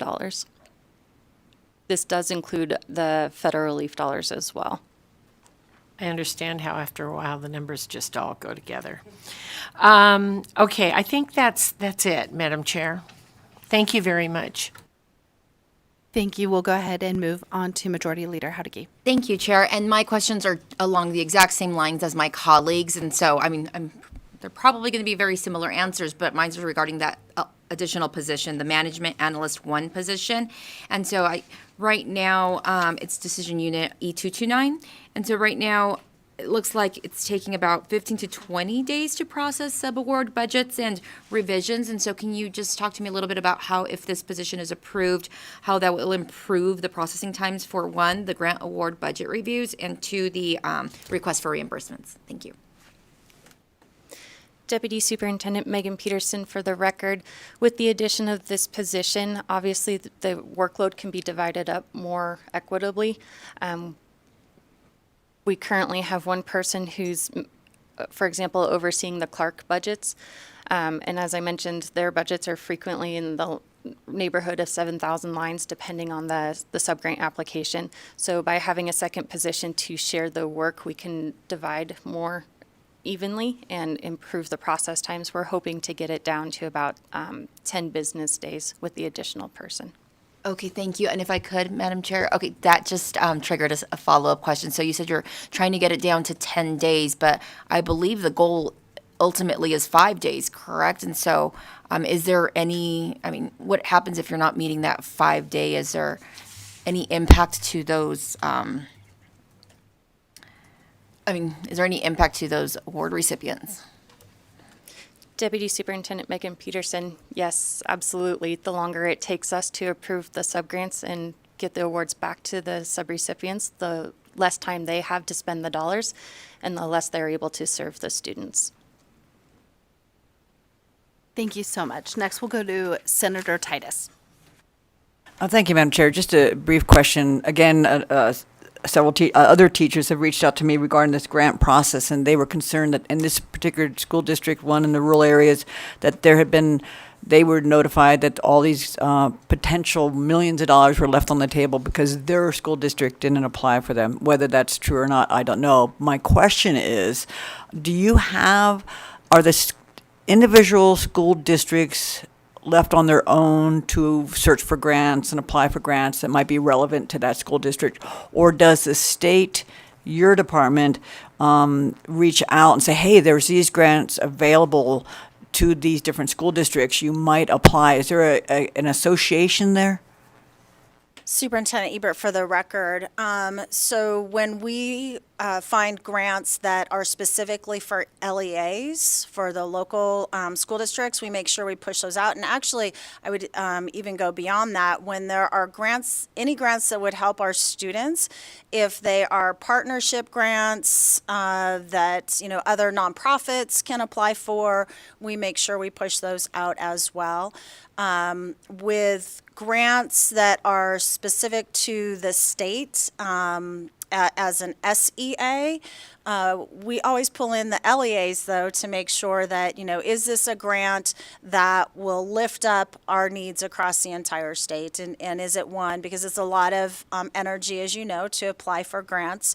I would say the only area, not only, but one of the areas where we lack, which you are all aware, at times when there are match. We do not have those matching dollars for grants sometimes, so we can't apply for those grants. But that's the only time when I feel that we're not intentional applying for funds that we know that will help us. Follow up, Madam Chair? Just real quickly, are the individual school districts allowed to, do they have, each individual school district have their own grant writers, and can they apply for grants on their own outside the purview of your department? Superintendent Ebert, for the record, not every school district has a grant writer. I do know that, though, every school district, and they work collaboratively a lot, that will hire temporary people to help them write grants, and when we can help, we do. All right, thank you. Thank you, Madam Chair, for the questions. Thank you. Next, we'll go to Assemblyman Miller. Thank you, Chair. Chair, I have a couple of questions, if that's okay. So I wanted to just kind of follow up on one of the, as far as the additional requirements that are legislative. Can you just give an example of what a couple of those may be?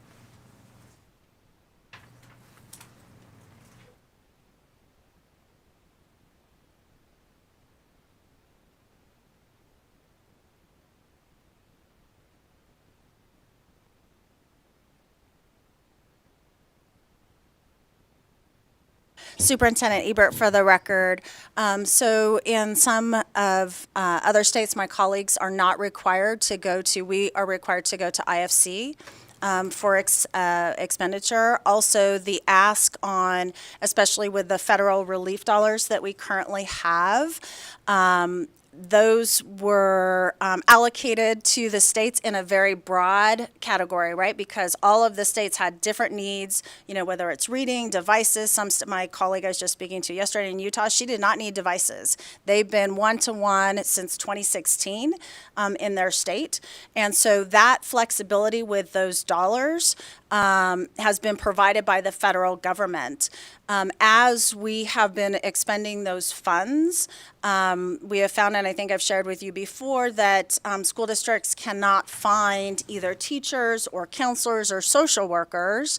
And so IFC has initially approved those for counselors, social workers, but now the school district, because we don't want to return any funds, we want to make sure those funds are used for students. And so now a school district needs to pivot because they haven't, or the State Department of Education needs to pivot because we can't find those people. So we want to use those dollars. I'm going to use an example of for telehealth or another item that is acceptable by the federal government. We have had to come back to this body because it has been identified as a change in purpose. The purpose is to support students, very flexible.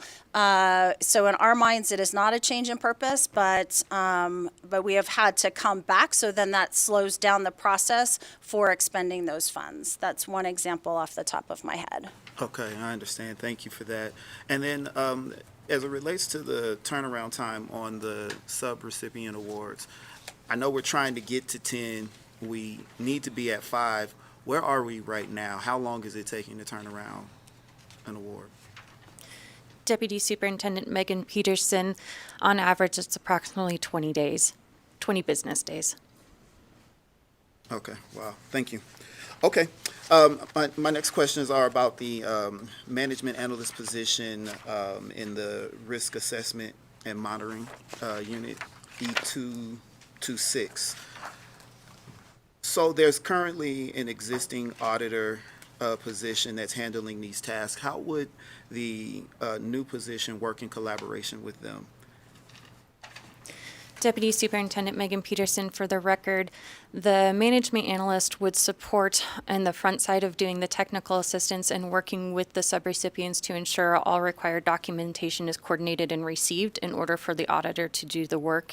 Supplementary, depending on the workload, and as we move through, this is a relatively new process for the department, assisting in providing auditing support, at least part-time, ensuring that we are staying on track with the monitoring schedule that we have established for our subrecipients based on their level of risk.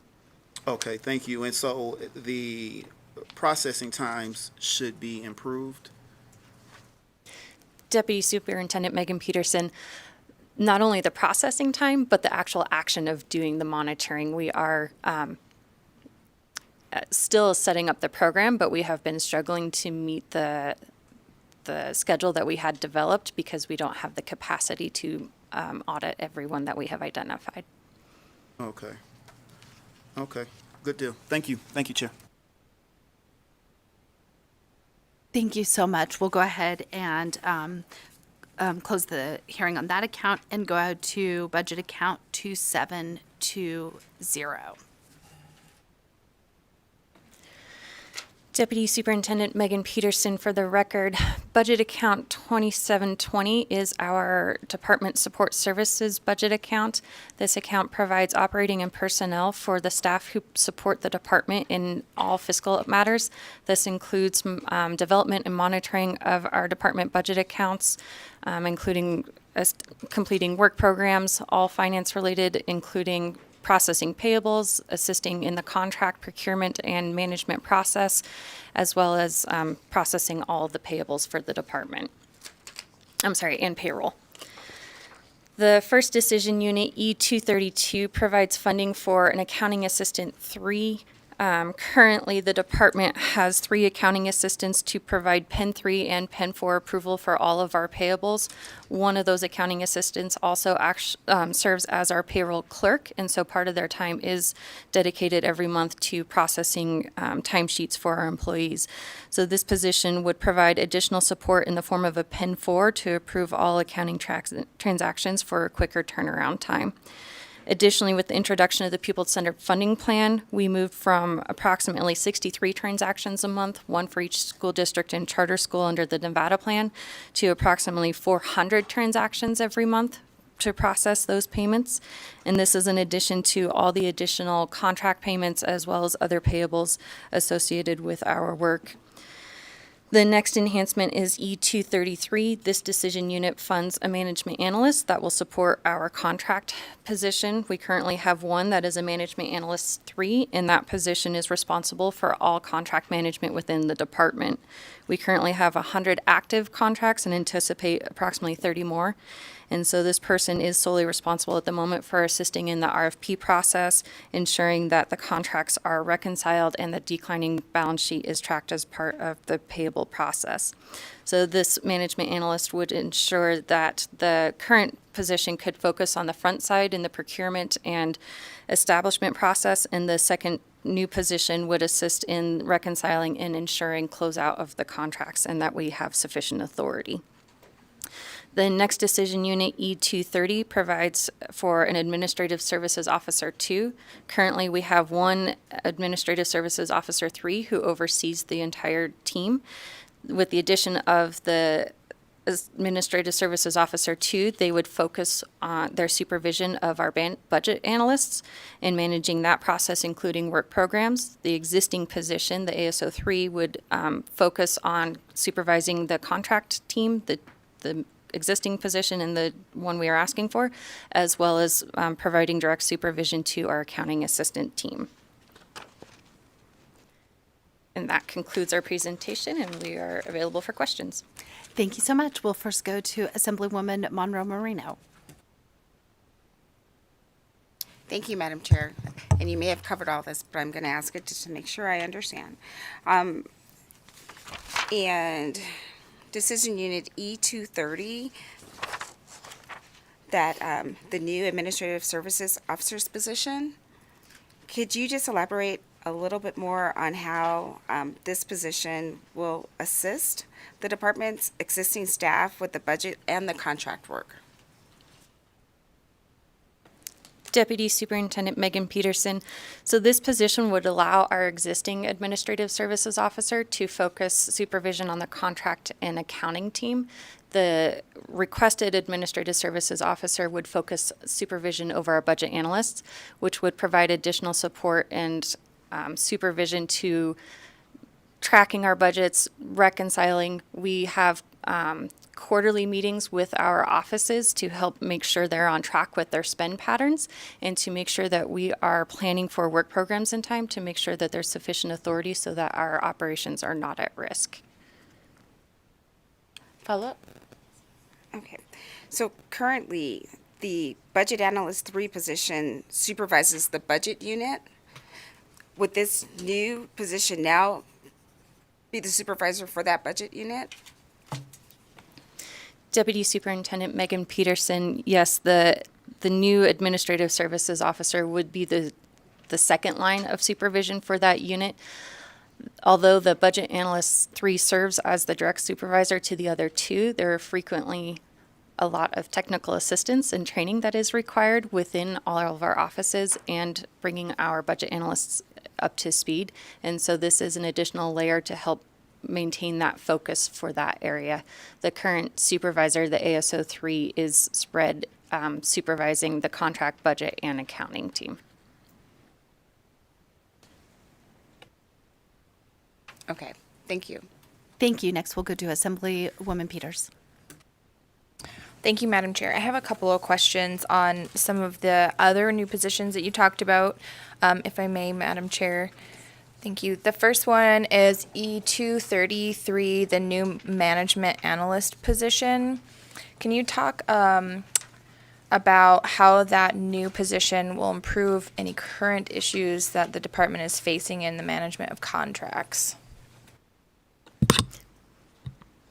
Deputy Superintendent Megan Peterson, for the record. Currently, because we have only one management analyst who's responsible for the entire process of all of our contracts, our ability to be timely in the reconciliation and the spend down of our existing contracts struggles in conjunction with the work that's required for establishing the new contracts and managing the RFP process. So this will allow us to divide the duties and allow focus solely on tracking the spend down and the closeout of those contracts to ensure that we are, if needing, to apply for amendments, to continue it if needed, or to ensure that we properly transition away from those contracts.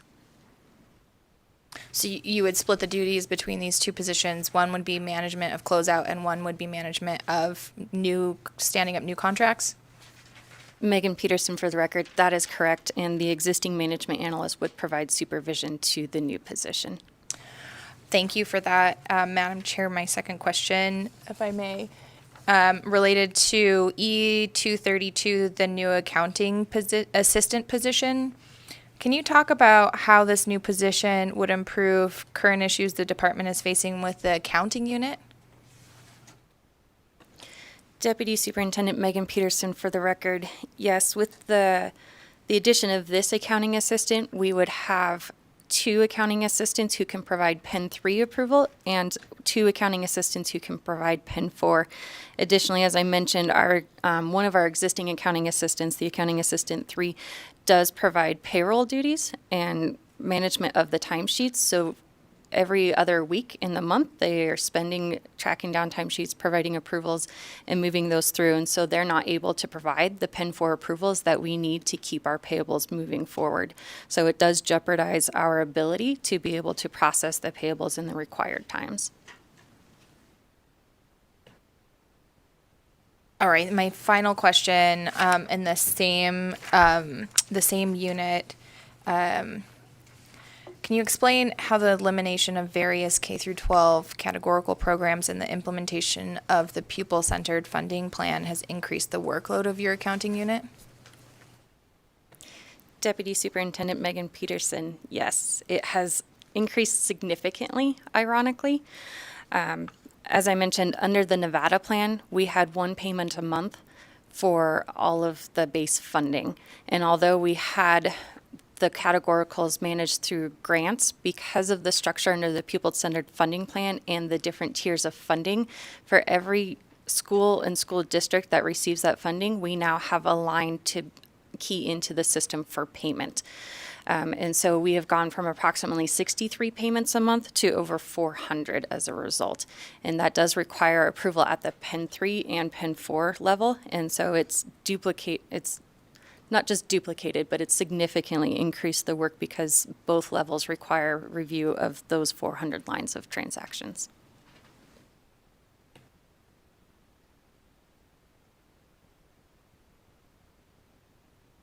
Thank you so much. We'll go ahead and close out the hearing on budget account 2720, and we'll go to budget account 2709. So we'll go back to earlier in your slide with that.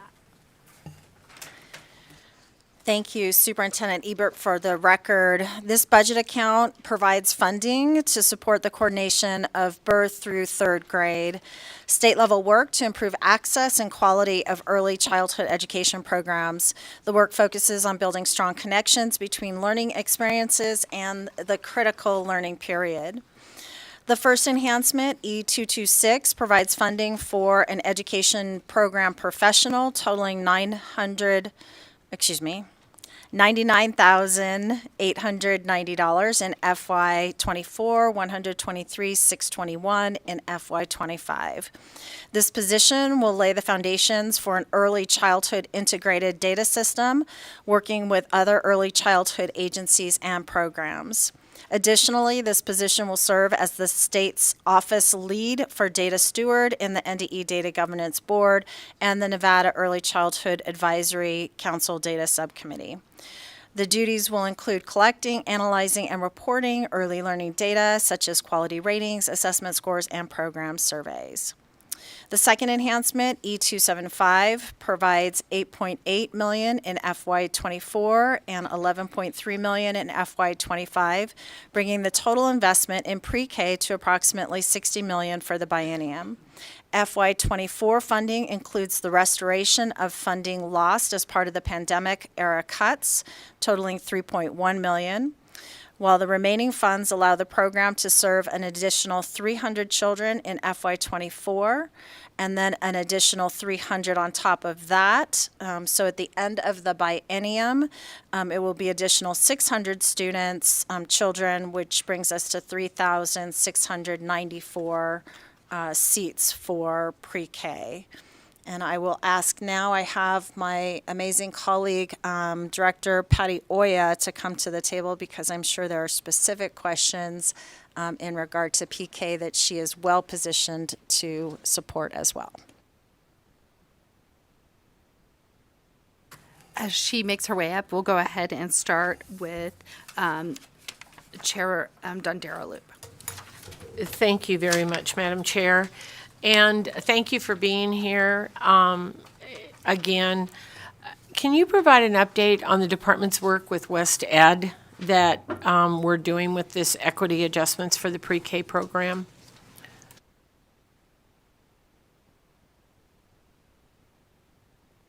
Director Oya.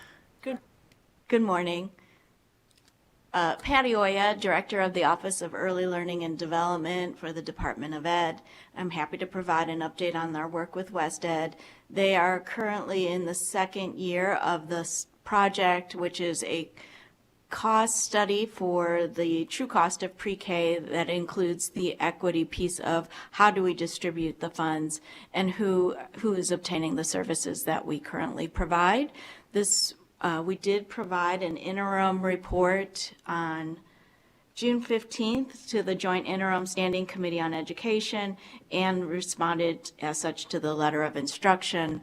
And the report is scheduled to be completed by June 30th of this year and will be ready for distribution after that. And then what recommendations do you anticipate will be brought forward for the 25 legislative session, considering the funding model of the state pre-K program in this biennium? For the record, this is Patty Oya. What they're looking at is when we originally used the methodology of 84.10 per seat, we knew that was based on expenditures alone and not the best way to determine a per seat cost, but it helped us because we had wide ranges, if you remember from a few years back, on how we allocated the funds. So now they are looking clearly at one, is it more expensive to provide pre-K in rural areas or urban areas? We are also, our pre-K program now has many seats in childcare centers through our partnership with United Way of Southern Nevada. So are those costs more expensive than when we serve children in our school districts? And so, for example, we know that school districts don't generally have rent in their budget, but childcare providers obviously do have to provide rent. So there are some differences there, teacher costs, things like that, there are differences. And we want to recognize that, again, that equity piece of how are we distributing those funds. I don't have an exact number of what that will look like for future requests for funding and how that will be distributed yet. Thank you. And one last clarification. So the department indicates that the recommendation for the additional state pre-K programs funding would restore the number of those pre-K seats funded prior to the COVID-19 pandemic of 3,094 seats. However, it appears those seats were previously funded using braided funding in addition to the general funding appropriations. So do any school districts or nonprofits still provide other funding sources to fund those pre-K seats? And I would just add, I know we all know this, but the pre-K is really not only important but essential to students' success. This is Patty Oya for the record. Thank you for the question. And yes, it is an essential piece of student success. And yes, we do still have some districts reporting braided funding in determining their overall budget. Again, when we talk about our new position for data collection, this is part of it. It's how do we collect the funding of what's being braided per district. We do have some rough numbers, and we do know, and especially for special ed, we know that the braided funding is needed to make sure our programs are inclusive of all children. Thank you very much. It just, in my mind, I'm thinking 3,000 seats, seems, or 3,100, if you will, seems so little. And so I just hope that we can continue to build that. Thank you very much. Thank you so much. Along these same lines, has the department received interest from school districts that currently do not participate in the state pre-K program that would be eligible to participate in the program if there were additional funds? Patty Oya for the record. We are currently, the way we allocate funds, we currently give the same grantees the same amount moving forward if there's no additional funding. We do right now have a survey out that asks for additional, if we are successful in getting additional funding, would you be able to take additional seats? I don't know if other districts have, the few districts that we don't serve right now, if they've applied, but I do know that Clark County School District is saying that they can serve an additional 700 seats. United Way of Southern Nevada has requested an additional 300 seats, and the State Public Charter School has the largest waiting list at 494. And so we know that our current subgrantees could fill these seats that we've put in the enhancement. So, and that's before we even talk about the other districts. Thank you for that. And it'd be interesting to see what the responses were from those other districts. How did the department determine that the additional state funding that would replace the federal governor's emergency education relief funding should be allocated entirely to the Clark County School District? Patty Oya for the record. We had two amounts for gear funding that crossed over 2 fiscal years, and it was only a matter of the reporting on the gear funding that would add up to a burden. So we didn't want to spread it across equally among our subrecipients because that would have added an extra federal reporting requirement.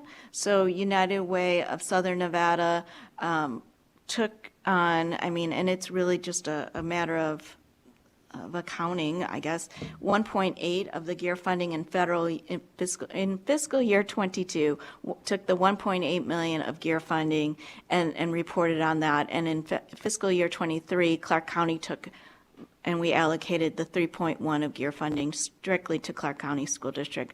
But it was really only for that, so we didn't burden everybody across the board, the federal reporting requirements. Thank you, I appreciate that. And then how does the governor's recommended budget address and shorten the statewide waiting list for the state pre-K program? Patty Oya, for the record, it does help us address the waiting list. It does add, to be clear, the 3,094 to restore us to pre-pandemic numbers is an additional 613 seats. We add 300 new seats in fiscal year 24 for that 913 new seats. And so that does help. And we do want to continue to grow the program and to continue to work towards universal pre-K down the road. Thank you. Next, we'll go to Senator Severs-Gansert. Thank you, Madam Chair. So in looking at some of the numbers, it looks like we spend about $8,400 per student for pre-K programs, and those are within the school districts themselves. But we also spend tens of millions of dollars in child care subsidies, which is in a different bucket, right? So we've got all these dollars that we spend for child care, and I was wondering if you've had any conversations with Health and Human Services about potentially moving some of the children who are perhaps in subsidized child care into pre-K programs and how those dollars would flow. Patty Oya, for the record. Yes, we work very closely with the Division of Welfare and Supportive Services under the DHHS, who they run the child care subsidy program. And we do, when we look at eligibility, and if you think about the federal poverty limit chart, for Nevada Ready, we're talking about at or below 200% federal poverty limit. We have Head Start that is at or below 100% federal poverty limit, and then child care subsidy is based on state median income, which is a little bit over our eligibility. So it's kind of it is a little bit tricky to kind of just compare apples to apples when you're talking about eligibility. But we do look at the children who do qualify for Nevada Ready. Remember, it's only 4-year-olds, and child care subsidy would be the whole range. We do look at their before and after school care out of child care subsidy, but if they do qualify for Nevada Ready and those sites are participating in subsidy, then yes, we do look at trying to not duplicate those costs and take one from the other. But with only less than 2,500 seats and how many child care centers we can work with, there's not always a lot of overlap. And child care subsidy obviously is needed for the birth to and above range. Thank you. I appreciate you working with them because it seems like we had a discussion last night about childcare. We want to make sure there's education related to childcare, and if we are able to move students into pre-K, that I think would benefit the child. So I appreciate you working with them to see how many children we can move over and perhaps use some of that subsidy money towards pre-K. Thank you. Thank you. We'll go ahead to Majority Leader Hudeke. Thank you, Chair. And just a quick question. You might have covered this already, and I just missed it, but I just wanted to confirm these numbers first. So you said Clark County has a waiting list of 700 seats, United Way has a waiting list of 300 seats, and then the Charter School Authority has a wait list of 494 seats. Is that all of the wait-listed numbers, or is there any more? Do any other counties have wait lists? Patty Oya, for the record, yes, there are wait lists across our subrecipients. The current wait list for the school year was 877 eligible children. And we collect their waiting list numbers on December 1st when we count how many students we're serving. We don't go back and further count or update that number. So families could leave the waiting list because they find other services. They could add to our waiting list, and or they could not even join the waiting list, because if you hear your number 400, you may not even bother to put your name on a waiting list. We do have the breakdown of those by grantees if you need it, and the Clark County number, just to be clear, was the 480 was 250 on our Nevada Ready pre-K waiting list and 230 on our their title pre-K program waiting list. So 480 total just for Clark alone. And I follow up, Madam Chair? And I did, am I good? Good. Okay. And I doubt this is the case, but is every single seat across the state filled? I just want to make sure there's no vacancy. There's not some areas that maybe have more seats than they actually need. For this, Patty, for the record, for this school year, I do believe we had some vacancies, but that's due to teacher shortage. So when we talk about high-quality pre-K, we have a ratio of 1 teacher, 10 children, and a group size of 20 maximum. If they cannot find the teacher or for the classroom, then yeah, we can't have more children. So sometimes that is an issue, but especially as we were coming out of the pandemic, but that seems to be getting better. So. And could I just ask one more? Thank you. Oh, and so since we do have some vacancies, would it be possible to get the committee a list of those vacancies, how many there are and where they're located? And I don't know if this is possible, but if there are vacancies, is it something the department can do? Can we transfer those seats to an area where there's need? So there's two, this is Patty Oya for the record, there's 2 considerations when you're talking about a vacancy for this current school year and trying to move that money. So for example, if a classroom has 18 children, 2 teachers, they may not be able to fill those 2 as well, but they still have the same costs. Unless you get down below 10 kids, you're still going to need the 2 teachers, the aide, or a teacher and aide, and you're going to have the same cost. So it's not as easy as saying, oh, well, we give you $84.10 per child. You're serving 19 kids. We're going to take $84.10 from your budget, because that would impact, especially our smaller districts where it really is just the teacher costs. And the other part of it is during that school year for the biennium, we may not be able to pivot that quickly from December 1st to take the funding to work with each district. They are, for our larger districts, Clark, Washoe, Charter School, they are allowed to ship within the school or within their school system, but we can't always shift from one location, district to another, or one geographic area to another. Okay, that makes sense. Thank you. And then if we could just get those, the list of vacancies, I'm curious just to see where the vacancies exist. Okay, thank you. Thank you so much. Next, we'll go to Speaker Yeager. Thank you, Madam Chair. I have a few questions about the educational programs professional position. And let me start here. So I wanted to ask how this position would further the development of the early childhood integrated data system.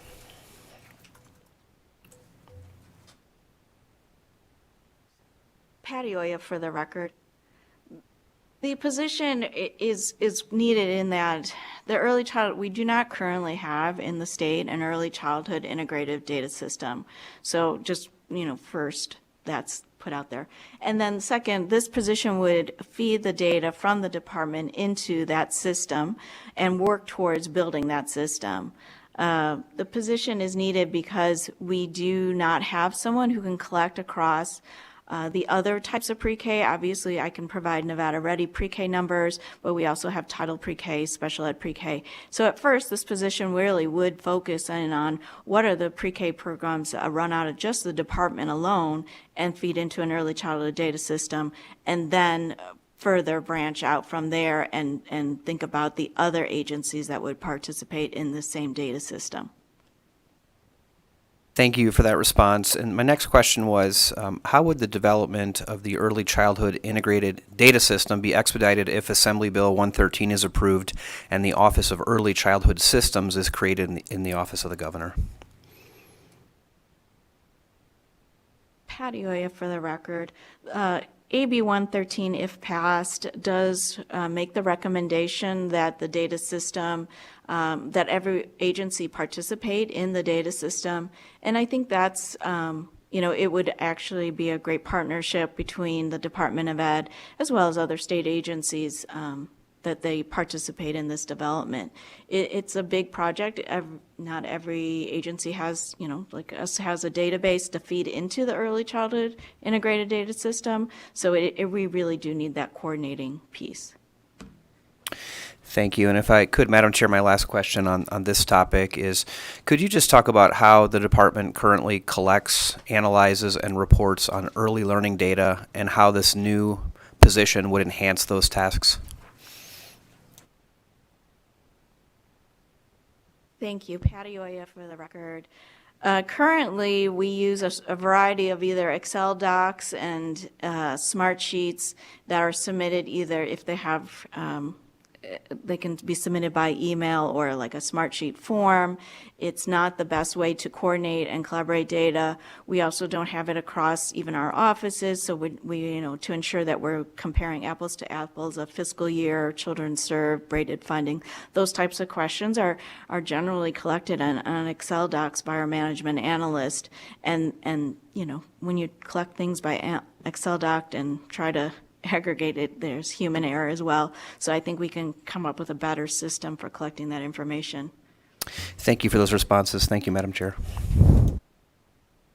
Thank you so much. Next, we'll move to Senator Neal. Thank you, Madam Chair. So I just have one question.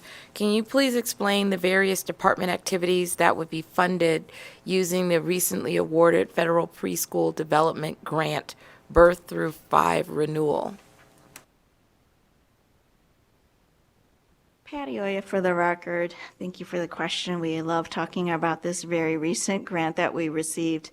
The purpose of the Preschool Development Grant is to strengthen Nevada's early child care and education system across families.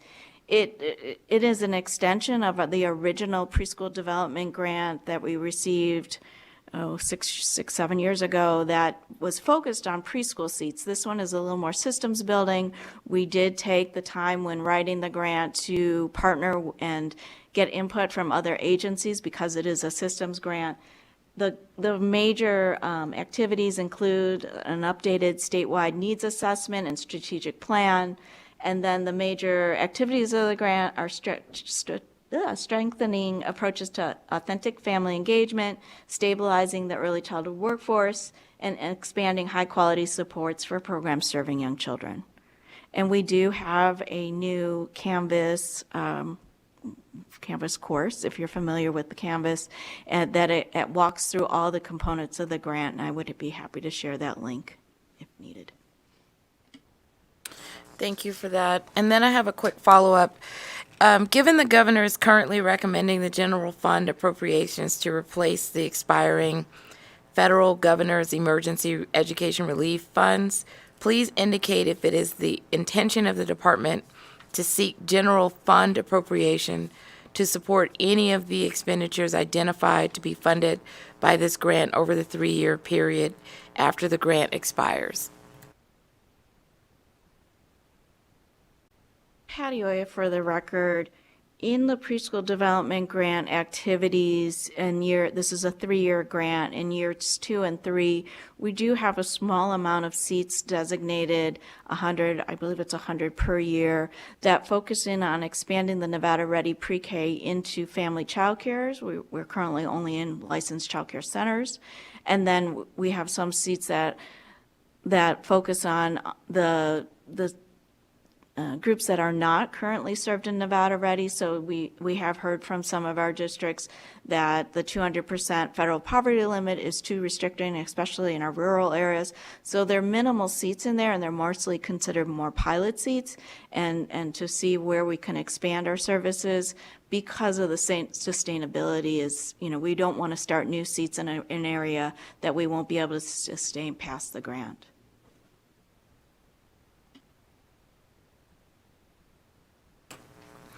So can I ask Madam Chair, clarifying question? So what I heard you say was you don't want to add any seats or do anything that would not be sustainable. So are you basically saying that after the 3-year period is over, you won't need any general fund? So we didn't want to build in too many seats, Patty Oya for the record. We didn't want to build too many Nevada Ready Pre-K seats into the grant because we knew this is a 3-year grant and we wouldn't be able to ensure those seats. So when we look at a pilot seat in terms of adding seats into a licensed family childcare, we're not sure if that's going to be successful or not. There is a lot of interest, and as we expand towards universal pre-K, we will need the space.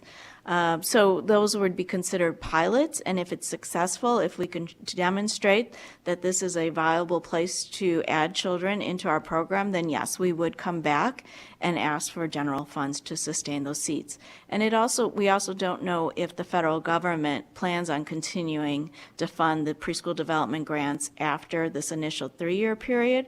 It is possible that could happen as well. Thank you for that. Thank you, Madam Chair. Thank you so much.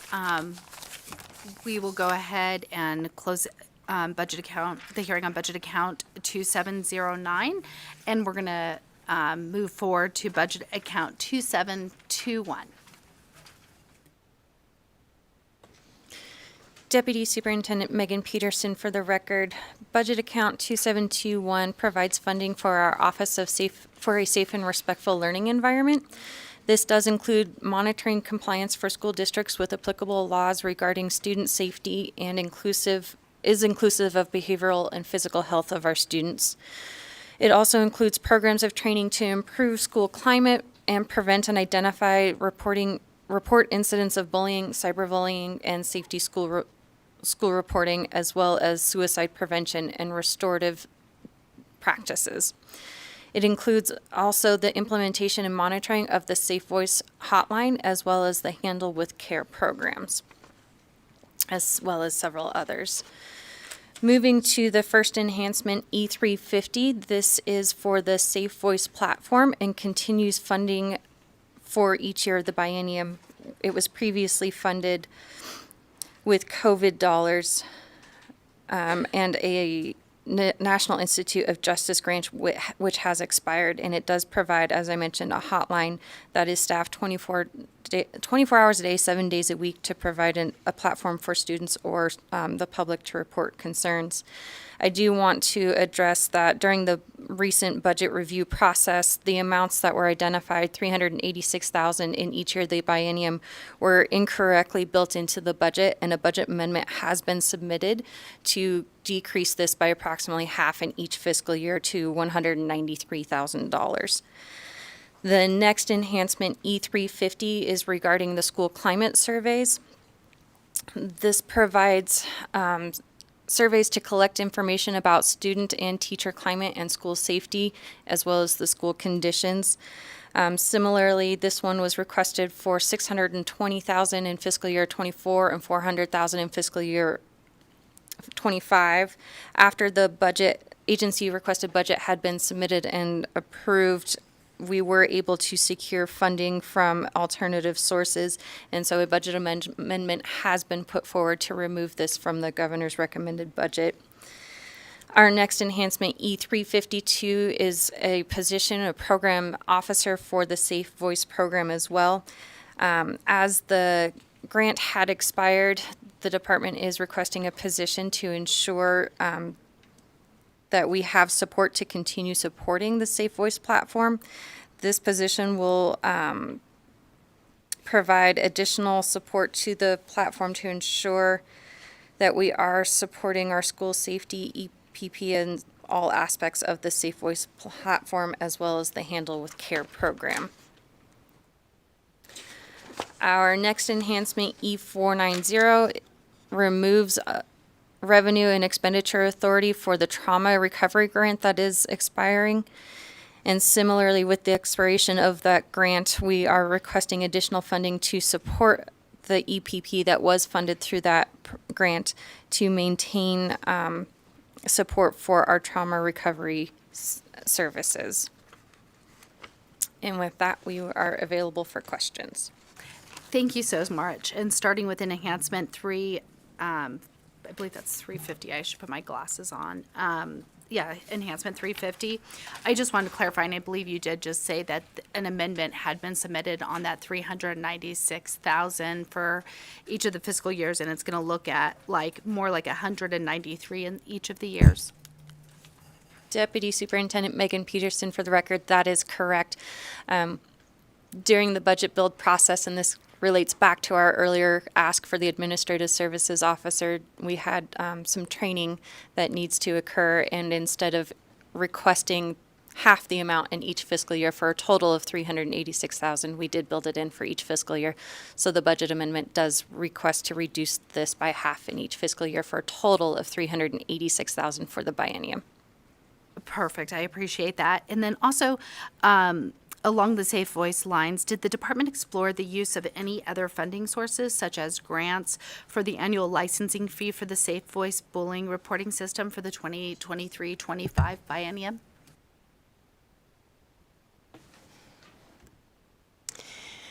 Christy McGill, Interim Deputy Superintendent, Student Achievement. Yes, the Safe Voice has been supported by federal grants, both from NIJ and Department of Justice.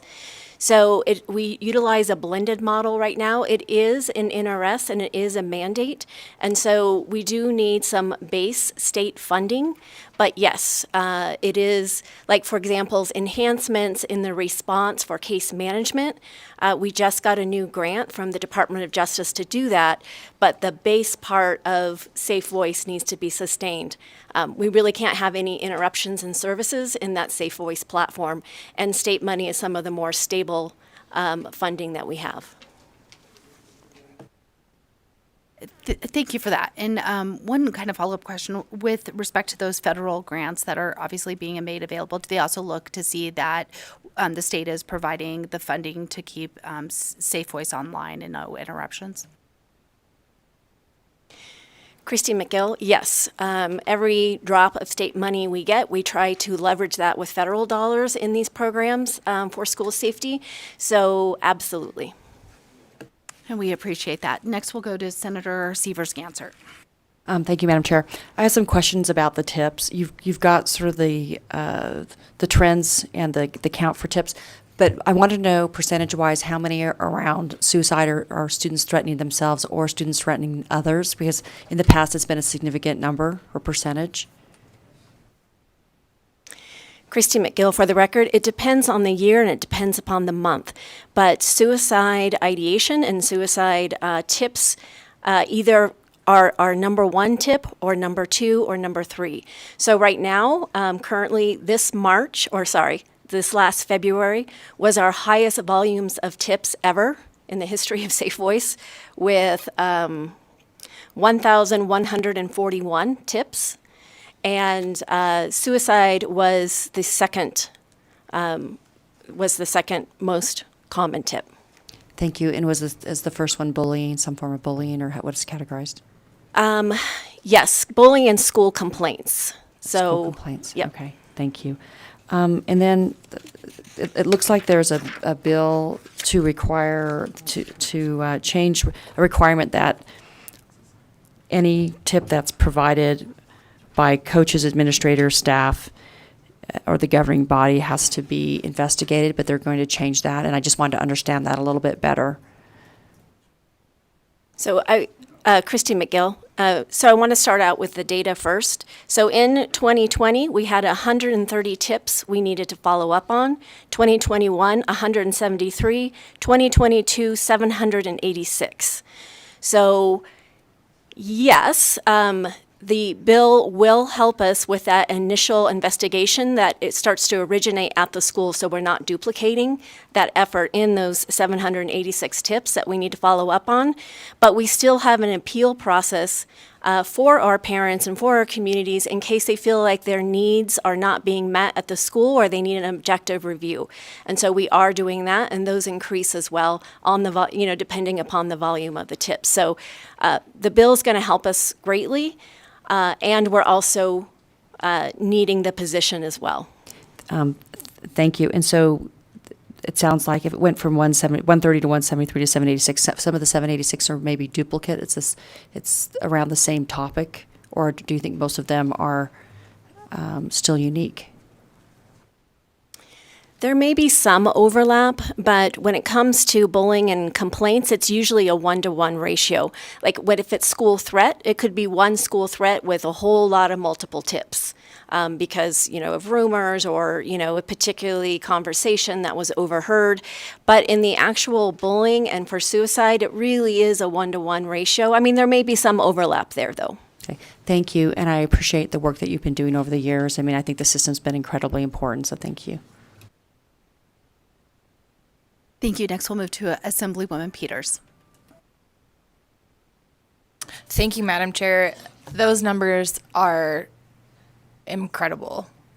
First of all, I think it's amazing to see students using their voice, and maybe even adults using their voice when it has historically been stuffed under the rug or the bed or considered to be the social norm to treat people with disrespect and to threaten people in different ways. And unfortunately, we still see that even as adults in this building. We still see that stuff happening. But maybe this work will encourage this next generation to be better. I have a couple follow-up questions. I'd like to start with some follow-up on my colleagues' questions. What does the turnaround time of your complaints currently look like? So with Safe Voice, there's two levels. There's the school level, and then there's the state level. So at the school level, if it's a bullying or a staff to student, the timelines of the bullying law need to be dealt with. And, that's also in a BDR where we are looking to extend the timelines for investigation, but not the safety plan. So at the school level, a safety plan and parent notification has to be that day within, notify the parent, safety plan. The actual investigation of the issue, we are requesting for a longer amount of time because some of these have to do with discrimination, with large groups, and it starts to get more complex. So the turnaround time at the school is based upon the 388 bullying laws. At the state level, we too make sure that if we get a complaint this way, like adult to child bullying, we check in with the district, is there a safety plan in place? And then we kind of move on from there to going to investigate. And that can take anywhere from 2 weeks to 6, depending upon the complexity of the complaint and appeal. Thank you for that. So the program officer position, can you talk about how that will enhance the existing education program professional position that serves the Safe Voice coordinator and how that impacts the scope of your program? Yes. Christy McGill, the project officer is really going to be that first line of defense in the Safe Voice. So you can, again, the tip volume has increased a lot, and we really want to make sure that we're doing a good job of checking, making sure those safety plans are in place. And we work really closely with the districts. Even on the weekend hours and those kinds of things, we work with DPS as well. So that kind of daily work increase that project officer will take care of. The EPP is over school safety. We have one EPP for school safety. I mean, it's a lot of work. And part of that EPP scope of practice is looking at the emergency management plans and making sure that as evidence comes out, for safety around violence or, wildfires or floods or those kinds of things, that all of that is part of that emergency operations plan, as well as things like threat assessment, making sure that each one of our districts have a good threat assessment process. So if a school threat comes through Safe Voice or any other way, that there's actually that the districts feel confident in their response. So that piece is related to the school safe. So it's a lot of work, and this project officer will really take that day-to-day of the safe voice tips off of the EPP. Thank you for that description.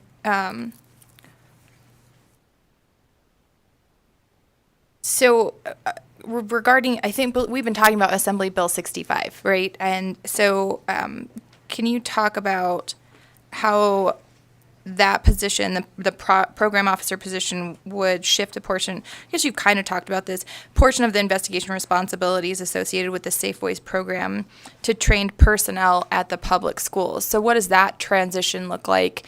And what, like, will the schools have to ramp up, you know, their professionals, and I'm thinking particularly of our social workers and mental health specialists in our schools. What does that look like as it impacts schools, and how does AB 65, if approved, shift some of that burden onto our schools? Christine McGill, it's not a shift of burden onto the schools. The schools are already doing it. What we're trying to do in the bill is trying to reduce any kind of duplication.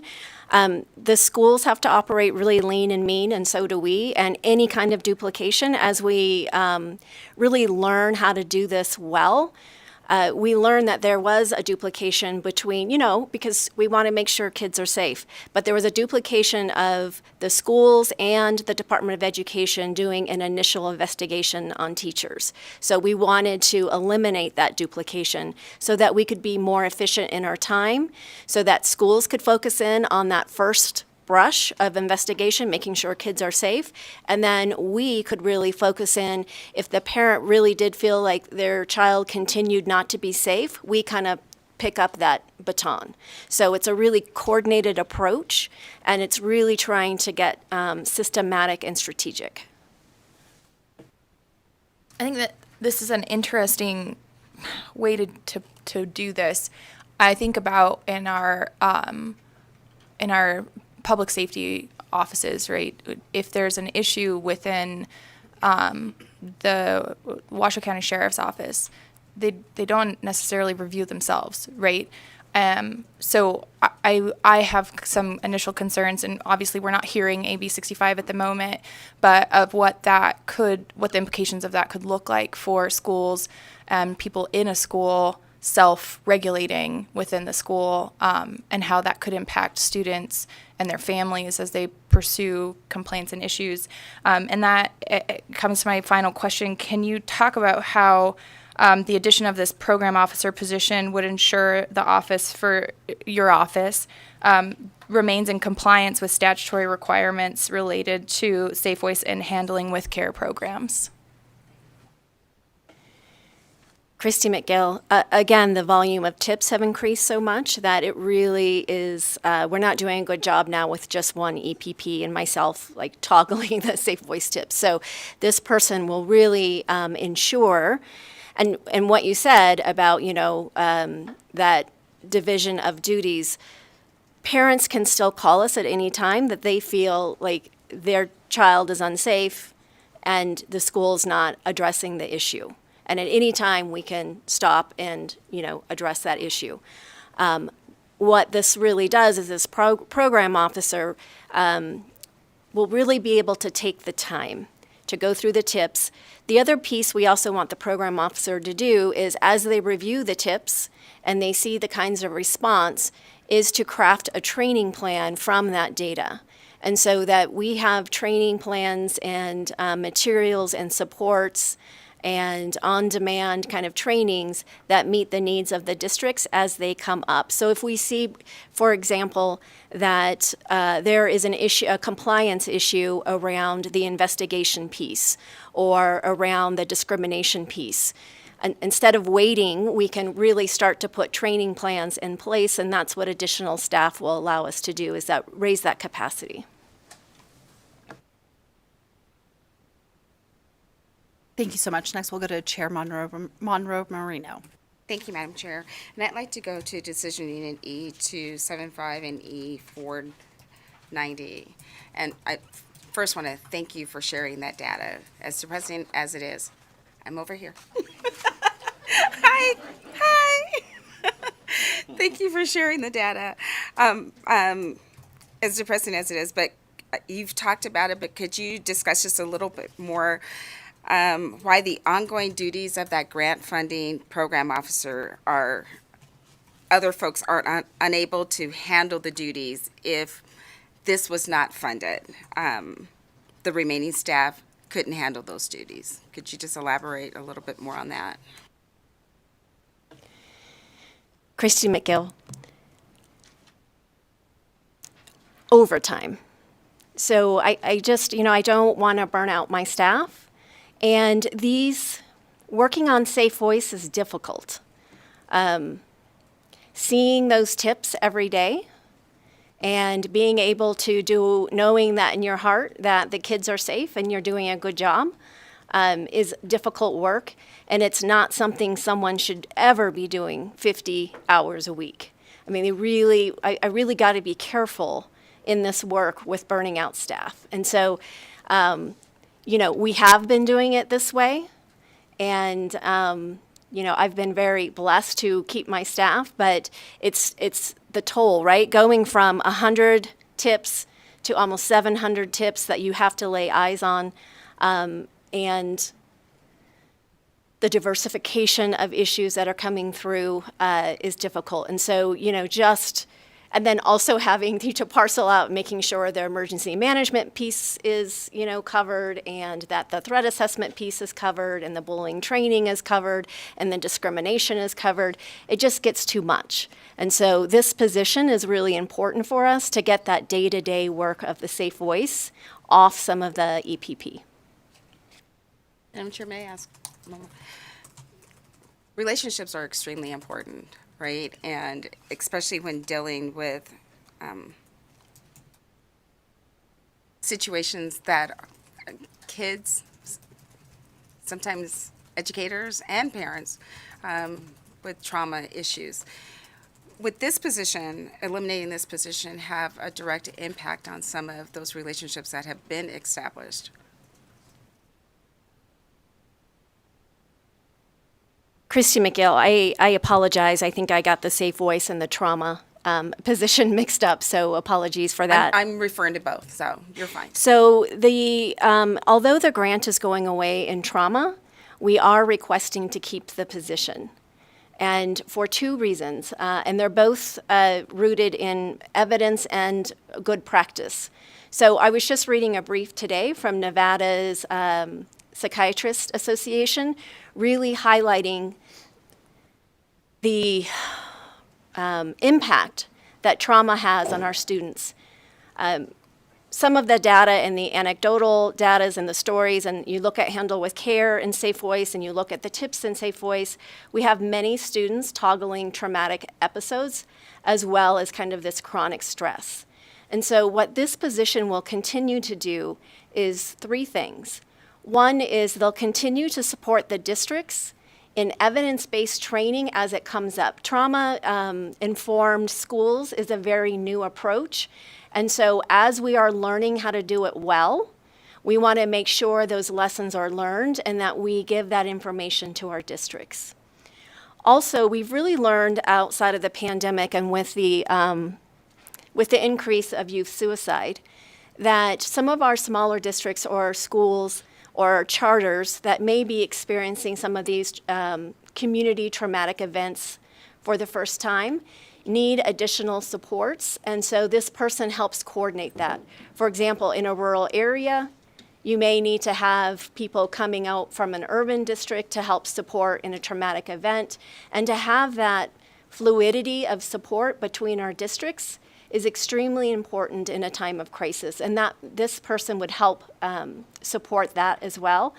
And then third is we currently have a fund, so that's kind of the systems approach to trauma, because the evidence tells us that if a system is trauma-informed, that we can actually reduce some of the angst that the students are going through.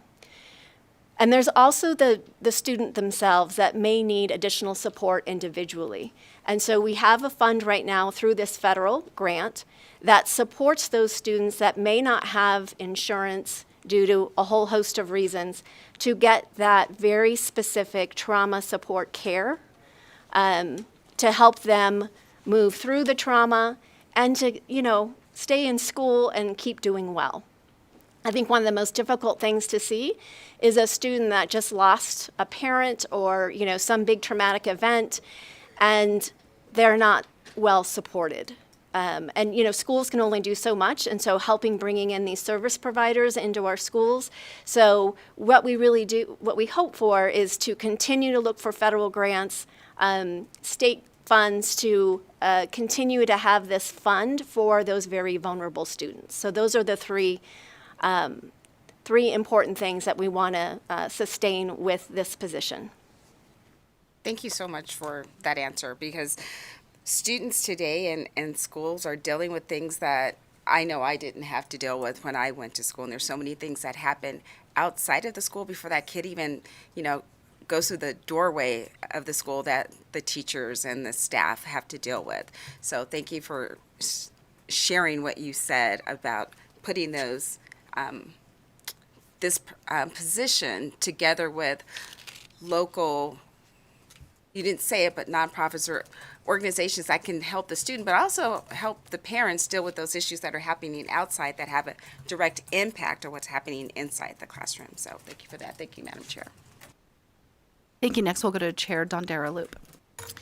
Thank you very much, Madam Chair. And before I ask my question, I just want to say out loud that I've been that teacher who has had a very young student in second grade, entire family killed, and in a tragic car accident, and having to face kids the next day in the morning is daunting. And so those support services as a teacher, because I've had it happen more than once, are just crucial. So thank you very much for what you're doing there. So can you confirm that the $1 million that we're recommending for the biennium for the school climate and working condition surveys is no longer needed due to funding provided in the October IFC meeting? I always worry when we start taking away funding, what's really happening. And so if you could kind of talk about that a little bit, I'd appreciate it. Christy McGill, yes, I checked like 5 times because I had the same response. I wanted to make sure everything was covered. But at least for this biennium, we were able to find federal funds to do this. We will probably come back next session if we don't continue to get those federal funds, but we found federal funds to do the surveys and continue on with that important work. And these funds here, or this program here, is really focusing on staff. As we learned that their voice needs to be heard as well. Thank you. And back to the original comment, because when something happens in a school like that, it happens to everybody. It just doesn't happen to that one classroom. I mean, in the case I just spoke about, I had a daughter in the 5th grade class that it touched. So it not only affected my classroom, but the entire school, all the teachers, everybody that's there, all the parents. So, you can affect 800 people real quick and need support services. So I hope that when schools have tragic events, that we can continue to support them and have the funds to do that. Thank you very much, Madam Chair. Thank you so much. We'll go to Assemblyman Miller. Thank you, Chair. And just kind of following up on that, I know, I guess in October we approved the $4 million for the school-based mental health programs. Can you just give us a kind of an update on where you are in getting that funding out? Thank you.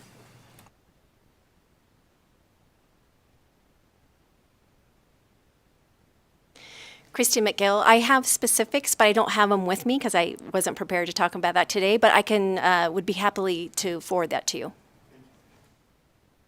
Thank you, Chair. Thank you. Thank you so much. And at this time, we'll close the hearing on budget account 2721. And we actually are going to go and roll budget account 2710 to Friday. I know we have Superintendent Ebert on calendar for Friday. So if you don't mind, we're just going to go ahead and plug this budget in with those other three budgets set for Friday. And so with that, we're going to go ahead and open the time for public comment. Why don't we start in Las Vegas? Is there anyone in Las Vegas wishing to make a public comment? And I'd also ask you, we have some scheduling issues today, that if you could keep your public comment to 2 minutes, it would be greatly appreciated. Thanks so much. Good morning, Chairwoman Bacchus, Chairwoman Dondero Loop, and Chairwoman Monroe Moreno. I am Julian Hyde, the President and CEO of United Way of Southern Nevada. And on behalf of United Way of Southern Nevada, we are here in support of the Nevada Department of Education's Office of Early Learning and Developmental Budget, which supports preschool programs and fulfills the commitments made by the state of Nevada to our most vulnerable families, children, and early education teachers. We respectfully request that you vote in favor of Budget 2709, enabling our organizations to continue providing early education for nearly 1,000 children each year, and to increase the quality of teaching in Nevada.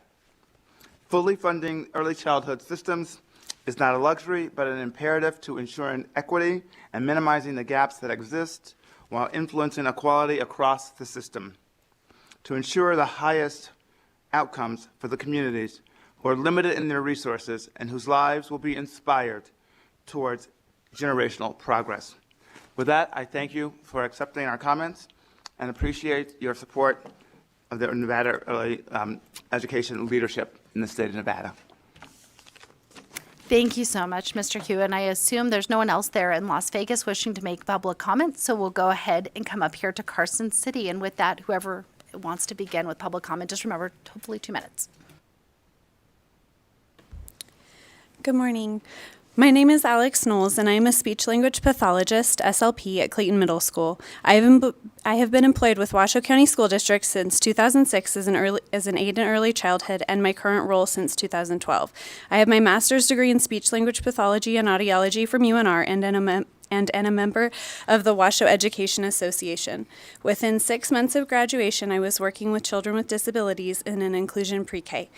There, I found my love of advocating for and supporting children with disabilities. I believe our ability to communicate with each other is an essential human right, and have devoted my career to supporting that in children within my community. There is nothing like a child's first words, or when a child is finally able to clearly communicate what is going on in their world. I have had the honor of supporting speech and language milestones of at least 600 students. I knew when I applied at Washoe County School District that we were underfunded. I knew everything about Nevada's education system was at the bottom. I applied anyway because I care about the kiddos. However, caring isn't enough. My compassion for children doesn't hire more SLPs to keep caseloads under the legal cap. In fact, my caseload has only been under the limit at best a third of my career. I have never been required to do what is listed in my job description, but always far more. As time has progressed, the SLP allocations don't fill, the evaluation waitlist for early childhood erupts, and the solution is always to put more responsibilities on our plates. Is it any surprise people are fleeing for the private sector or to other states in record numbers? With current resources, Nevada is unable to provide best practices. Nevada is not providing the bare minimum with current staffing levels. And with current staffing levels, Nevada schools are unsafe. The actual viable solution is more funding. We have more money being put into rainy day funds than ever before, which is nice, but not enough. We have to be more aggressive in funding our education system than what has been proposed, including funding for special education. We can do so and still have a healthy rainy day fund. It's not an either-or situation. We are in a crisis, and we need to act exigently. Thank you.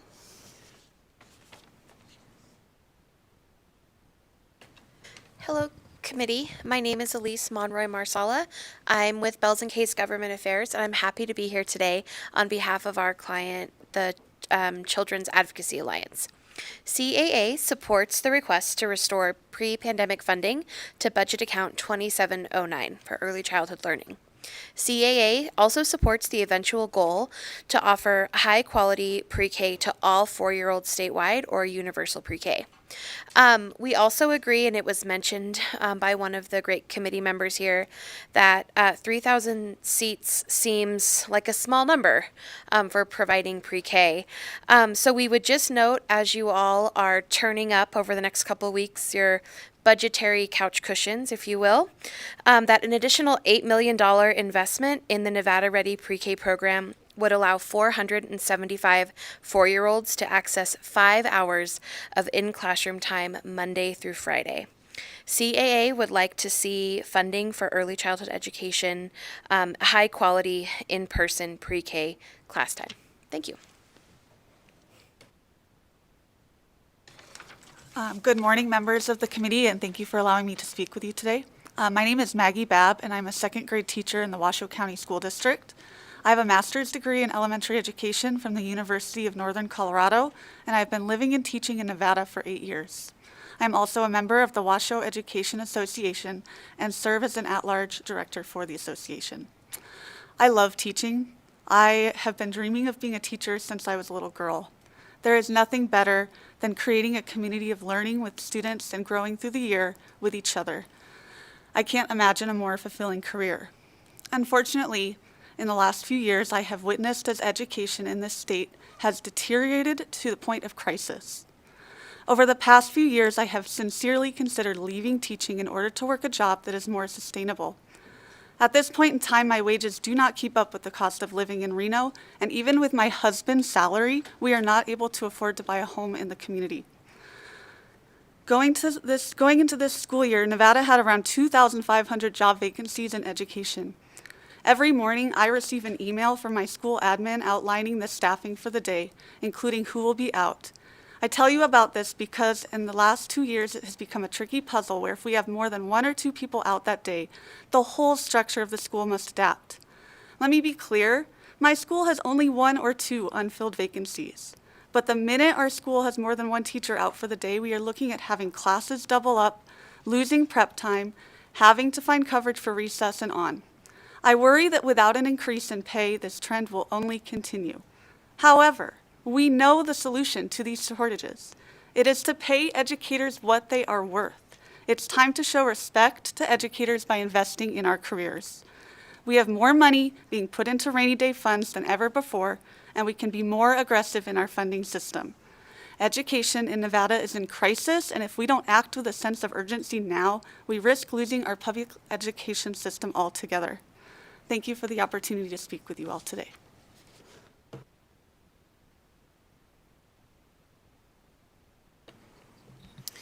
Hi, my name is Tanya James, and I am a member of the WEA, which is Washoe Education Association, and I've been a teacher for Washoe County for 7 years and a substitute teacher since 1998. I love my job. I get to work with kids that have special needs. I was a case manager working with 28 kids on my case, and I wanted to help them because I had such a hard time growing up with my learning disabilities, and so I wanted to offer them a different experience. And I love coaching. I never got to be a part of that, and I know I work at North Valleys, and I know our kids just need that extra support. And so I really enjoy my job, but the stress has been taking its toll. And I was diagnosed with breast cancer this year. And I'm only 47. And it was funny because, they said, well, you got to lower the stress. And I said, well, you know what I do. But I love my job, And financially, it's been really struggling because I know many other teachers have 2 to 3 jobs. And we coach or we work, jobs at night as soon as we get done. So it's just a gamble because then my cup is almost empty when I get back to the kids, which is what I love and what I want to be. And the kids see it. And so I just ask of you to really look. It's a crisis. It's not a problem anymore. It's a crisis. And I've seen it because I've worked in the school district a very long time, even at the university.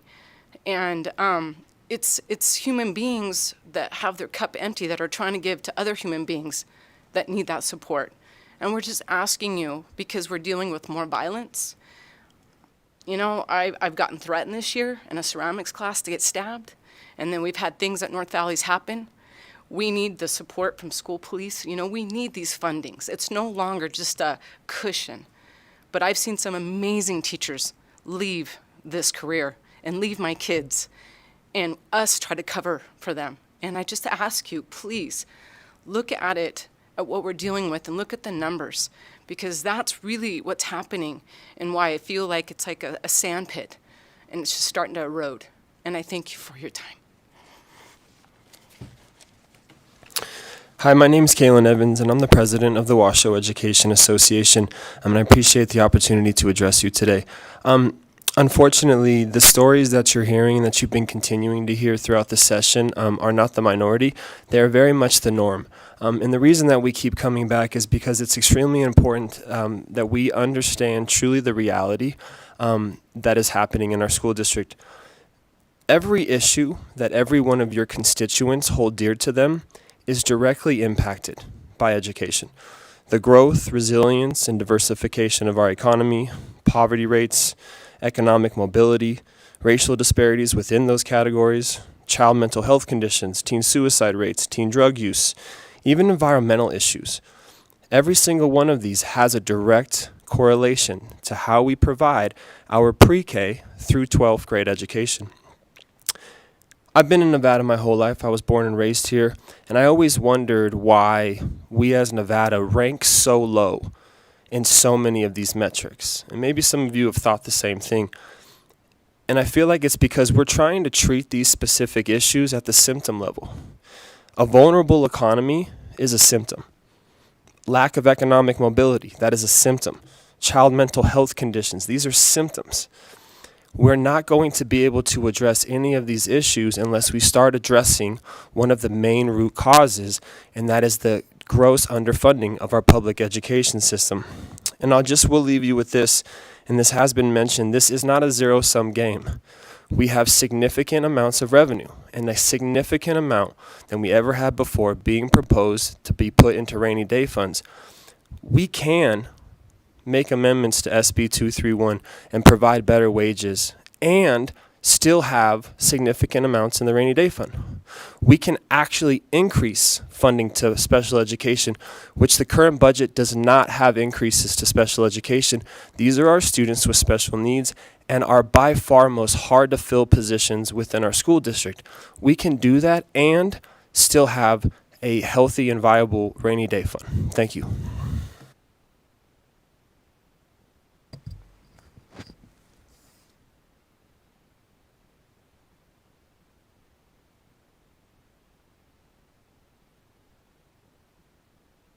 Madam Chair, Chris Daly, Nevada State Education Association, the voice of Nevada educators for over 120 years. We've submitted comments on the COVID-19 budget. We'll reserve those for Friday. But since we've heard some stories from several of our teacher members, I wanted to talk a second about some of our education support professional members who make as little as $11 an hour, an overwhelming majority of whom earn less than a living wage. You may have seen reports that last year over 1,600 Clark County School District workers were actually enrolled in Medicaid, most of them education support professionals. And ESPs reflect generally the communities they serve. About half of education support professionals across the state are people of color. So when we talk about Time for 20, and I do say our call for Time for 20 now is over a year old. Obviously, our colleagues at SEIU Local 99, who represent education support professionals and the Los Angeles Unified School District, they've come over the top of our call for a Time for 20. As they're in their second day of their 3-day strike right now in the second largest school district in the country, calling for 30% increases. And for those who said our Time for 20 call was unrealistic over the last year, LAUSD came to the table this weekend with a package they say is worth 23% increase for those ESPs. In 2014, Local 99 in SEIU won a $15 an hour minimum wage for every school employee. Their call for a 30% increase also calls for a $2 bump to the lowest pay scales at LAUSD, which would bring their lowest paid workers up well over $20 an hour. So $20 an hour is what workers here in Nevada need to live with the cost of living. And we call on this committee to take a look at monies available and to deliver time for 20. Thank you. Thank you so much. Is there anyone else here in Carson City who wishes to give public comment? With that, I don't see our little phone line. Do we still have BPS available to see if there's anyone on the phone line wishing to give public comment? If you would like to provide public comment, please press star 9 now to take your place in the queue.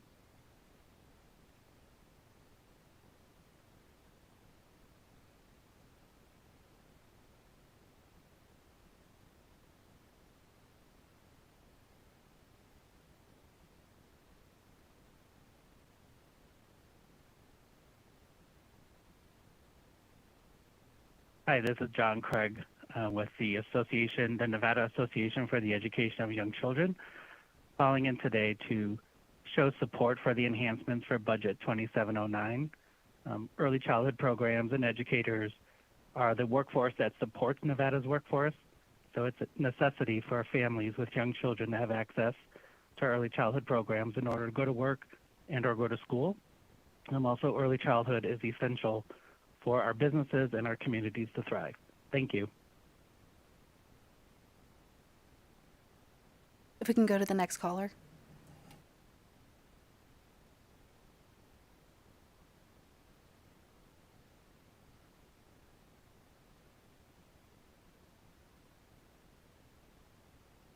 Good morning. My name is Tina Springmeyer, and I'm the Director of Early Childhood Education at Washoe County School District.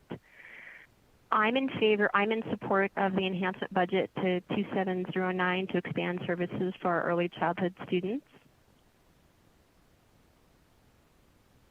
The Nevada Ready State Pre-K program has provided our Washoe County School District eligible students and families greater access to high-quality early childhood programs, and our families are experiencing the high risk factors that give them priority for enrollment. It's important that we continue to support these programs to support our youngest learners. Our programs are largely housed in Title I schools, so our families are most vulnerable and most at risk for needing these services. Thank you. If we can go to the next caller. Chair, there are no additional callers at this time. Thank you so much. And with that, we can go ahead and close our hearing for today. Thank you.